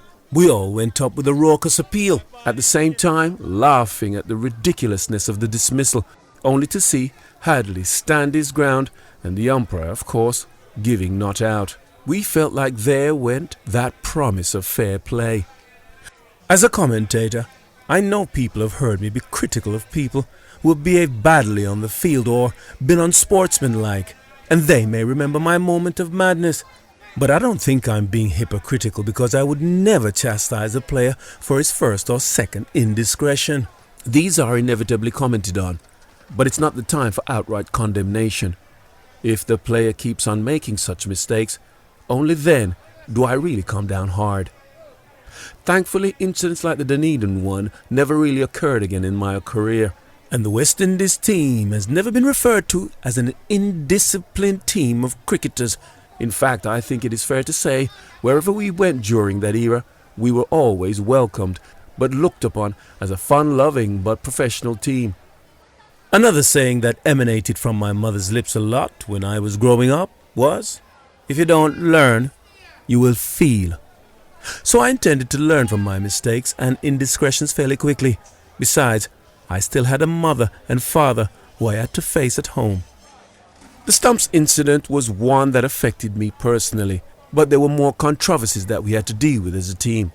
The big one, apart from the 1979-1980 New Zealand tour, which still rumbles on today, was our four-pronged pace attack. "It isn't good for the game" was a regular cry. It makes me feel a little weary sometimes, for the simple reason that I believe the criticism of our approach was based on jealousy, pure and simple. Some of the criticism that emanated from some people's lips was comical. Comments like, having four fast bowlers meant the team had no chance, sounded ridiculous. What is the need for this so-called balance if you are winning games? This wasn't a trapeze act. It was a cricket match. What rankles is that such views were often inconsistent. If England picked four fast bowlers against us in those days, no one would utter a word. The difference was that their four fast bowlers included men who had the long runs, but not the pace required to create the effect needed. Pea shooters against cannons was how it was described by some of the press, but the principle or idea was the same. It still happens. Remember the much vaunted England side that won the Ashes in 2005? Praise to high heaven they were. But they did it with four fast bowlers, a tactic which when employed by the West Indies was unfair or killing the game. It just proved that if a team had bowlers of pace and quality, of people like myself, Roberts, Garner or Marshall, they would be picked to play. Even now I get the impression people are trying to detract from what the West Indies teams of the 1970s, 80s and 90s achieved by trying to boost other teams that have done well. Of Australia they say, this team is better than the great West Indies side. It started when Australia won in the Caribbean in 1995 and steadily grew. Suddenly, Australia had achieved more than we did. It was nonsense. It is still nonsense. What these people failed to realize was that between 1975 and 1995, West Indies lost only one Test series, and that was against New Zealand in dubious circumstances. I have not yet included the 1978 loss in India because of the ban on Packer players. The Australian team that people tried to bump up lost to India in 1996, 1998 and 2001. to Sri Lanka in 1999, to India and South Africa in 2008, and England in 2005 and 2009. That's 8 lost series between 1996 and 2009. Again, I repeat, we lost 1 in 20 years. And if you only take into account consideration the 15 years between when we returned from New Zealand in 1980 to when we eventually lost to Australia in 1995, the count is 0. One other thing, we didn't have the weaker test nations like Bangladesh, and we weren't even allowed to play against the then minnows, Sri Lanka. I'm not trying to disparage Australia's achievements in the last 20 years or so. They've been a great team. I'm just trying to show how our achievements were derided by some because of the way we played the game. It flies in the face of the available statistics. I don't even believe in saying one team is better because I don't like comparing different eras, teams or cricketers. To go back to our early theme of looking back at past problems with a smile on the face, I would concede that I am not too fond of the way West Indies played against India in 1976. It was a huge test series for West Indies after the disappointment of the Australia tour, my first, because we were expected to win and we needed to regain confidence for the England tour.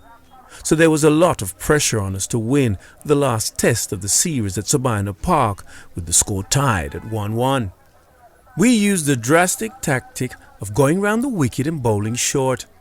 It was out of sheer desperation that we did it. We won, but we upset a lot of people, and it was not far off bodyline. Many people said that the pitch was to blame because there was a ridge, but in truth, we just bowled an awful lot of short balls. Sometimes the ball took off from a good length on a surface that was full of pace.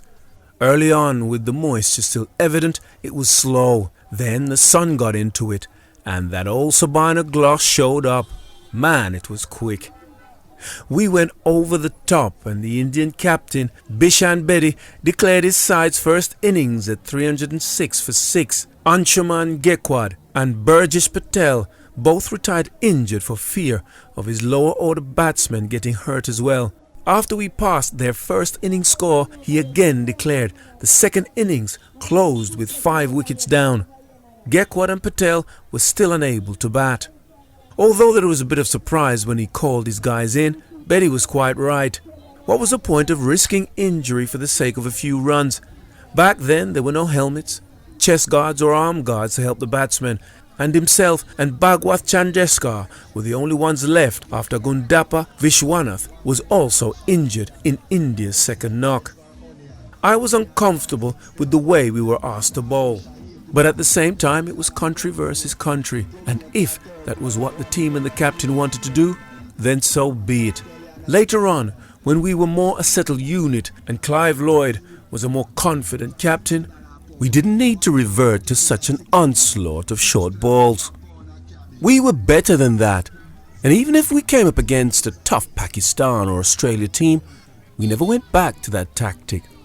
We wanted to win, but we wanted to do it in a gentlemanly way. We achieved that.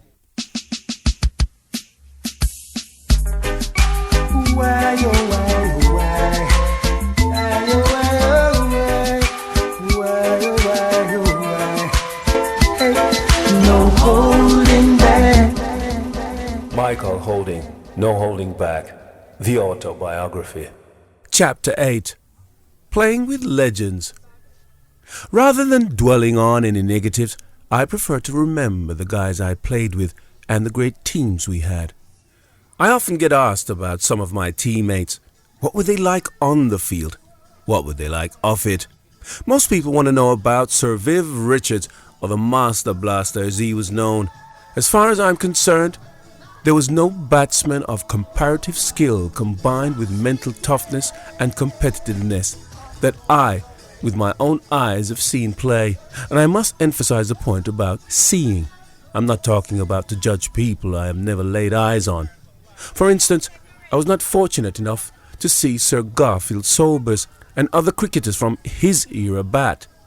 The first time I met Viv was when he was playing for the Combined Islands and I was playing for the opposition. He was a dashing and dynamic batsman who actually didn't score that many runs in that match. He just got them quickly and in a superb style. 30-odd with 5 hours or something like that. He was a stroke master who was yet to learn the art of shot selection. Over time he developed a tighter technique. Both he and Andy Roberts spent some time in England, which helped them greatly. And that rare instinct of when to play a big shot or not was honed to perfection. Viv was not one for breaking records. He played the way he did for the team, to put us in a winning position, not for milestones. If he got a century, he was not too fussed about going to 150 or 200 because he knew that he had done his job, which was get us to 350, and the bowlers would do the rest. If he wanted to, he could have gone on and got far bigger scores on a regular basis. He'd have done it easily. He would get bored though, finding it all too easy. Just imagine, if he was playing in the West Indies side today, he would have broken far more records because he would have knuckled down and got the big scores, knowing that it was what the team needed. Often these days, batsmen are compared to Viv, which I think is unfair, because he was such a unique talent. If he was in the mood, you couldn't bowl to him, and it is something of a cricket cliché, but genuinely, he had a shot for every ball. I really can't think of anyone like that around at the moment. A lot of the time on Sky Sports, the guys wax lyrical about Kevin Peterson. I myself have mentioned him in the same breath as Viv because I think he certainly has the potential to be that good. He still has a long way to go though, as evident by some of his poor shot selection that lead to what is so many times referred to as a soft dismissal. If he can cure that fault and also develop some sort of back foot game, he has a chance. But for the time being, Viv remains streets ahead. This may seem a bit biased as he's another West Indian, but there is another batsman I would put in Viv's bracket for his technical expertise, if not his competitiveness and mental strength. Lawrence Rowe. He has been mentioned elsewhere in this book. What few people know about Viv is that he was a dapper dresser, still is actually. When we were touring the world, he wanted to make sure he was up with all the latest fashion. I remember he would go to a specialist shop in Sydney, down in Double Bay, to buy his shirts, which absolutely had to have double stitching on the shoulders. They say you have to look the part, and Viv certainly made sure of that. He was the best and looked the best. One of my fondest memories of the great man was when we batted together at Old Trafford against England in 1981, and he made the memorable 189 off 170 balls. The best seat in the house. I'm not too sure about that. Viv was hitting the ball so hard that day, I feared for my life at the non-striker's end. The poor umpires probably felt the same. We came together at 166 for 9 before being bowled out for 272. My contribution, just the 12. More significantly, I only faced 27 balls. I had come up with what I thought was a cunning plan, the bee's knees, to ensure Viv would get most of the strike. The plan was that in the middle of the over, if the opportunity was only there for a single that would leave me on a strike, I would only run half the way to the other end, turn around and sprint back to the non-striker's end while he ran the entire distance. The single would of course come from the square leg umpire off one short, but that would be fine because we would still score a run and he would still be on strike. However, this plan was only feasible if the ball had been struck down to the long off or long on, where it was a long throw to get back to the wicketkeeper. Apparently, the umpires could have prevented the plan by applying an obscure law, 18 Note 5, which covers and prevents deliberate short runs. But of course, I wasn't aware of that at the time. Viv didn't really look at me as I revealed my master plan in the middle of the pitch, just nodded while he chewed ferociously on gum. I think Viv must have thought I was crazy or just thought it was too complicated to be thinking about while batting, and he just kept on blasting away, 4s and 6s. I couldn't understand why he had taken so little notice of my brainwave. In the end, I stopped thinking about it anyway, as backing up too far wouldn't have been safe because he was hitting the ball with such force. At the end of the innings, I said to him, "Do you remember what I said about backing up and only running halfway to get back safely?" "Mikey," he said, "I don't even remember hearing that out there. I was in the zone." If Viv was the best batsman I'd played with or seen, then Malcolm Marshall and Andy Roberts were the best fast bowlers. Malcolm, or Mako as he was known, made the West Indies team for the Tour of India in 1978 after the Packer-men were forced out. The first time I came across him was on that 1979-80 tour of Australia after the reconciliation. He was only a short guy, not even 6 foot, and with most of our guys well above that height. I'm sure there were few who doubted he had pace, thinking that he would probably end up being a medium pacer, like Eldine Baptiste or others of that ilk. His great friend Desmond Hames told everyone, "Don't worry, this little man has pace." He hadn't yet made it into the final 11, but when he bowled in the nets, he was quick. Much later on in his career, when we were sitting down playing cards, and his long pants had ridden up to his calves, and I spotted he had weights strapped to his ankle. "What are they for?" I asked him. He told me he wore them all the time when he wasn't playing, to build up the muscles in his legs. It didn't matter whether he was relaxing in the hotel or shopping. Mako would have those weights strapped to his legs. "When you take them off for a match, Mikey," he said, "you feel like you could run all day." I was astonished, but here was a young man thinking and doing that little bit extra that would enhance his career. If you watched Mako bowl, he would sprint to the crease, really pound in so his legs would get through a lot of work. But he put in the work. His legs were so strong. When paired with Andy, this made for a pretty intimidating fast bowling duo, and looking back, you can't blame batsmen for quaking in their batting spikes. Andy led the attack for years, and he would have gone on a lot longer if it had not been for all the county cricket he played. He and Mako both played with Hampshire, but in different eras, of course. If I was pushed to choose one over the other, maybe Mako was a slightly better bowler. Some ventured to say he was an all-rounder. He could be quite useful with the bat, as England will testify when he frustrated them batting with one hand in 1984. But I've always been of the opinion that an all-rounder is someone who could get into the side on merit for either discipline. Mako wasn't as good with the bat as that, but he was an excellent cricketer. He would swing in both directions, and he had a smart cricket brain. He is sadly missed, of course. It was very unfortunate that he died in 1999, gone too soon. Andy was a great friend to me and a huge influence on my career. The way he helped me with my fitness and bowling technique made him my mentor, I guess. We met back in the early 1970s when we were both on 12th man duty for Jamaica and combined islands respectively at a Shell Shield match at Sabina Park. We sat on the famous green bench in the Kingston Club Pavilion and just talked non-stop about the game, probably to the detriment of the two teams who we were supposed to be looking after. I liked him straight away, and I got to know and appreciate Andy even more as a person when we were away with the West Indies. He was quite an unassuming man. Some people may have found him moody and unapproachable because of that, but nothing could be further from the truth. Just because he was not shouting the odds or being the life and soul did not mean he was arrogant or insular. He was a deep thinker about life and the game, and when he spoke you listened because you knew it was going to be worth hearing. That would go for criticism or advice about how to improve. If Andy suggested something, you acted on it.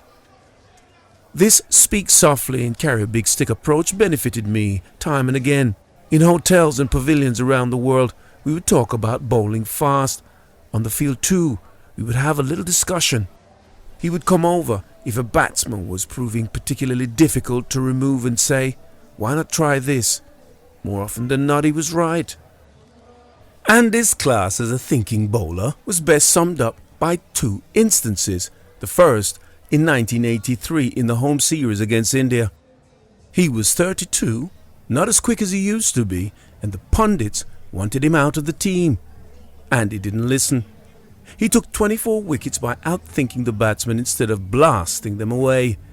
He varied his pace, got the ball to move off the seam or flummoxed them with his slow one, quick one bouncer routine. The second involved yours truly, and it was on the 1983-84 tour of India. Following a cartilage operation on my left knee in 1982, my confidence had suffered. I was tentative in putting down my foot in delivery stride, and when that happens, it throws everything off kilter. Sure enough, Andy spotted it. He wasn't even playing in the game concerned. He had fallen ill leading up to the first test in Kanpur and had been left out of the final 11. But as usual, he was watching keenly from the dressing rooms. His solution was to cut down my run. His theory was that, coming off the shorter run, I would have more control over my body and hence more confidence in slamming my front foot down. Well, for the first time I considered not listening to Andy. I didn't want people to think I was slacking, nor did I want batsmen to think I was beginning to lose my pace. Indeed, someone suggested a fast bowler cut his run-up is like telling a woman she ain't as pretty as she used to be. Anyway, I approached Skipper Lloyd about the prospect, and he said, do whatever you're comfortable with. Another instance of Lloyd being happy to go along with his players' wishes. Of course, if he wasn't happy with the results, he'd be quick to let you know. And he was right. I bowled off a short run for the rest of my career, and after a short time I noticed I was slamming down my left foot just as much as before. It was just a mental block. Canny Andy. His help in that test didn't end there either. In the first innings, we had India struggling on 49 for 6 before Kermani and Kapil Dev started to mount a rearguard action. They had almost doubled the score when at the next water break, Andy sent out a message to me via the 12th man. He suggested that I go round the wicket to Kermani and attack his leg stump. Lo and behold, Kermani lost his leg stump not long after. Of course, this shortened run meant that my nickname of Whispering Death probably wasn't as relevant as before. Certainly, there were a few people who were not so happy that I had abandoned my long run-up. In Barbados for the 1984 test against Australia, the locals were most displeased. They like their fast bowlers to start their run-ups by pushing themselves off the side screen, and when I put my marker down, there was an excitable chatter. After ball 1, they wasted no time in letting me know what they thought of holding Mark 2. "Give the ball more air, Holding," shouted one. "Pitch taking turn yet?" cried another. I proved my point though. I took 4 wickets as Mako, and I bowled out the Aussies for 97 in their second innings, and we won by 10 wickets. I only once went back to holding Mark 1. It was at the Oval in 1984, and I did it on a nostalgic whim, which was quite out of character. Going out after tea on the 4th day, I recognized a sorry member in the crowd as I made my way down the pavilion steps. I had chatted to him following the 1976 test when I took those 14 wickets. He said to me, "Remember 1976? Now he could well have been trying to jog my memory of a meeting back then, but I took it that he was willing me to find that same spirit. So I decided to go back to the long run for the first time in 3 series. The wickets followed. Chris Broad, Alan Lamb and David Gower. Afterwards, I met my friend in the crowd and we had a beer together, but I decided not to tell him that his words cost England 3 wickets. Why, oh, why, oh, why? Why, oh, why, oh, why? Why, oh, why, oh, why? Hey, no holding back. Michael Holding, No Holding Back, the autobiography. Chapter 9. The Greatest Over. The 6 balls I bowled to Jeffrey Boycott on a March day in 1981 at a packed and partisan Kensington Oval in Bridgetown have gone down in folklore. They have been packaged together as the greatest or the fastest, as it appeared. I was terrorizing and toying with Mr. Boycott in equal measure, dismissing him for a duck by smashing his stumps with the 6th. It was pleasing to remove Boycott, not only because he was England's best and most celebrated batsman, but because we had been bowled out for 265. But the greatest over? Mercy. The fastest? No, I had bowled quicker. I often get asked about that over, along with those 6 balls, which were my first of the test, and my 14 wickets at the Oval in 1976. They are probably the 2 incidents for which I am best remembered, so forgive me if I tarnish the memory slightly by suggesting that those who saw it might have got a little carried away.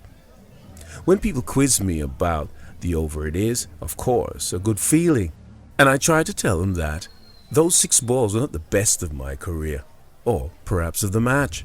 It is difficult to categorize overs in terms of quality over such a long career, but in my mind, a quicker over was one I bowled back in Australia in Perth on the 1984-85 tour. It was the first test of the tour, and I got rid of Rick Darling and Greg Chappell in the same over. I suppose it's no real surprise that in my mind, my quickest over was on the then quickest pitch in the world.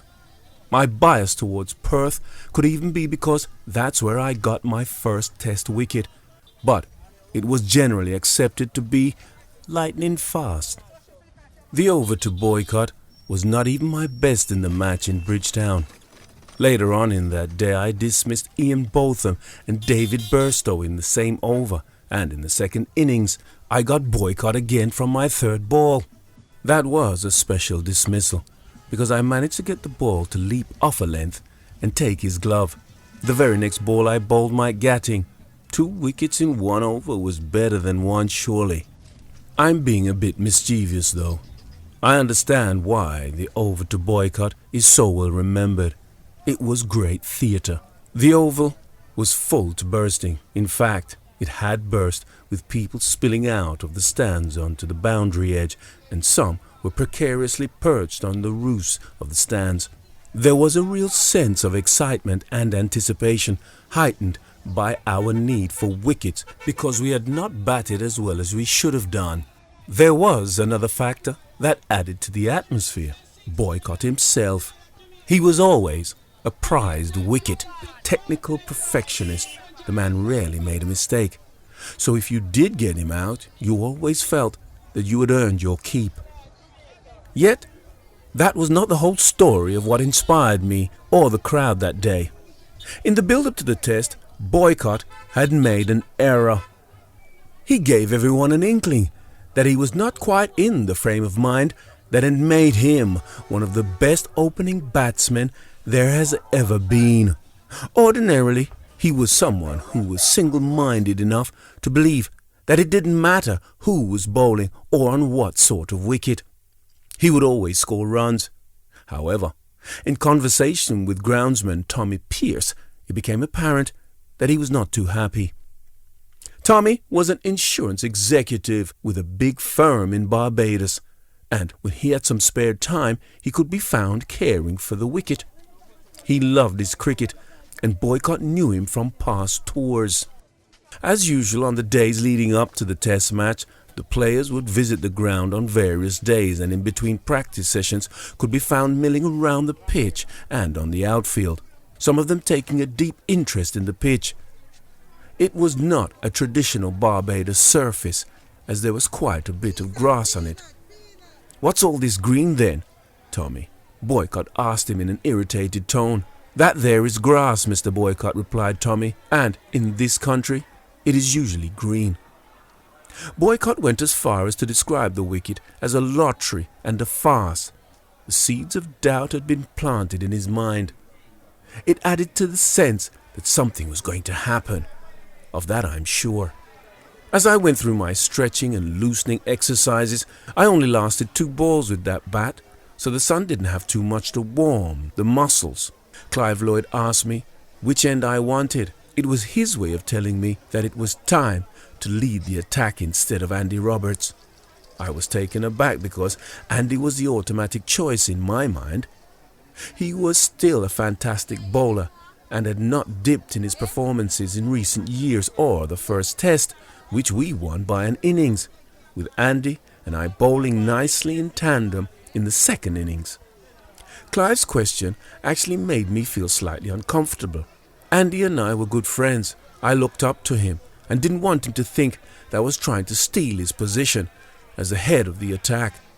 I told Clive whichever end Andy doesn't want, and he immediately understood my feelings. Andy went with the wind, and Clive said I would bowl just a short spell of 3 or 4 overs, taking over from Andy when he had finished his spell. Knowing that, I knew I could open up the throttles and give it everything for those few overs. Andy would more than likely bowl at least 7 overs, which would give me a bit of a break before having to follow him. When a captain gives you free rein like that, it's a real boost. I came charging in, and it just so happened that my first ball to Jeff Boycott was fast and on target. It pitched a couple of inches wide of the stump in the corridor of uncertainty, as Boycott would say. Boycott played without certainty, sort of prodding at the ball, and it whacked him on the glove, falling short of second slip. It was a good start, and as I walked back to my mark, I felt confident. Everything felt as though it was clicking into place. My rhythm, delivery stride, my action, my pace.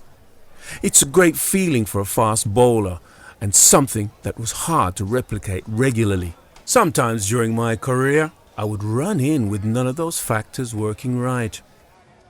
I think the crowd could see that I was firing, so the noise started to crank up.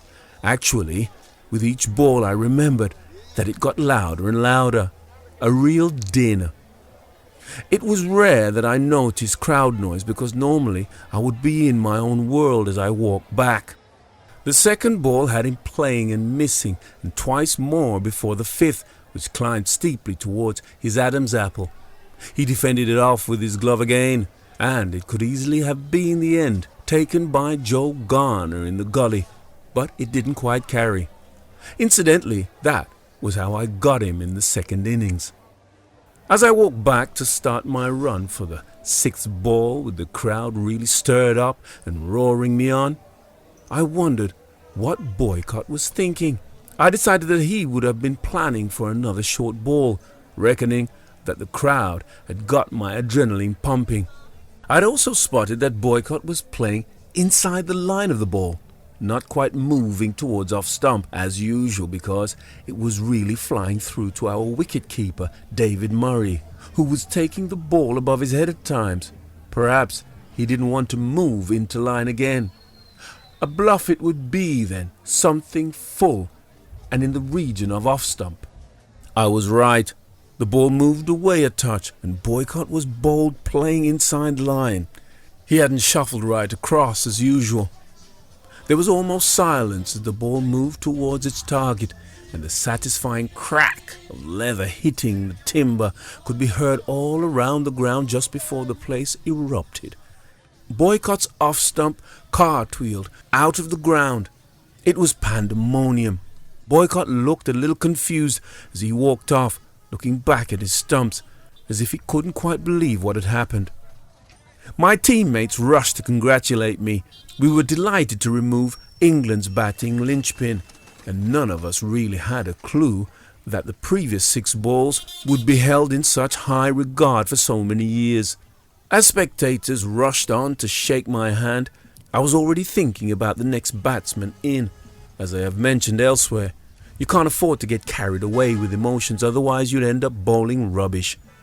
There was still work to be done. Certainly, down the years, some of the stories about the over have not been quite right. Some people have suggested that it was a master plan of mine to get Boycott bowled off the last ball. This is not true. You can't plan to get a guy out on a particular ball of an over. At the beginning of any over, the thought is good length and off stump, and each delivery after that is dependent on what the batsman did to the previous delivery. You can't think I'll bowl the first 3 balls back of length and then a couple slightly shorter so I can knock his stumps over off the 6th. At least that wasn't the case with my bowling. It was a ball by ball situation for me. Apparently that evening, Boycott, true to his studious nature, studied a replay of the over to see what he had done wrong. I don't know where he found one, because there was not television cameras at the ground like there are today, and only the local network would have been covering the match. But the story goes that Boycott pored over the footage, analyzing where his feet went, whether his head was over the ball. His conclusion was that he had done nothing wrong, which was pleasing to hear. This might be a bit of folklore, but I understand that Boycott said that it was fortunate for England that he was the one on strike, as if it had been anyone else, England would have lost more than 1 wicket. Good old Geoffrey. Some of his teammates and opposition members have suggested that Boycott was not a courageous player against fast bowling. I don't agree with this. He wasn't afraid that day in Bridgetown, and I never detected any reluctance on his part to stand up to the pacemen in previous meetings. I remember bowling to him on a very fast and bouncy pitch at Sheffield when I was playing for Derbyshire, and he played the short ball with more bravery and skill than anyone. In 1990, I sat with Boycott in the commentary box on a Caribbean tour, and during a slow period the producer decided to run replays of that over into the coverage. Boycott didn't enjoy looking back at the footage, and the only time he will mention it is if someone asks him, which was a regular occurrence on those Caribbean tours. But again, good old Geoffrey always had his comeback. I made him famous, was his standard retort. Why, oh,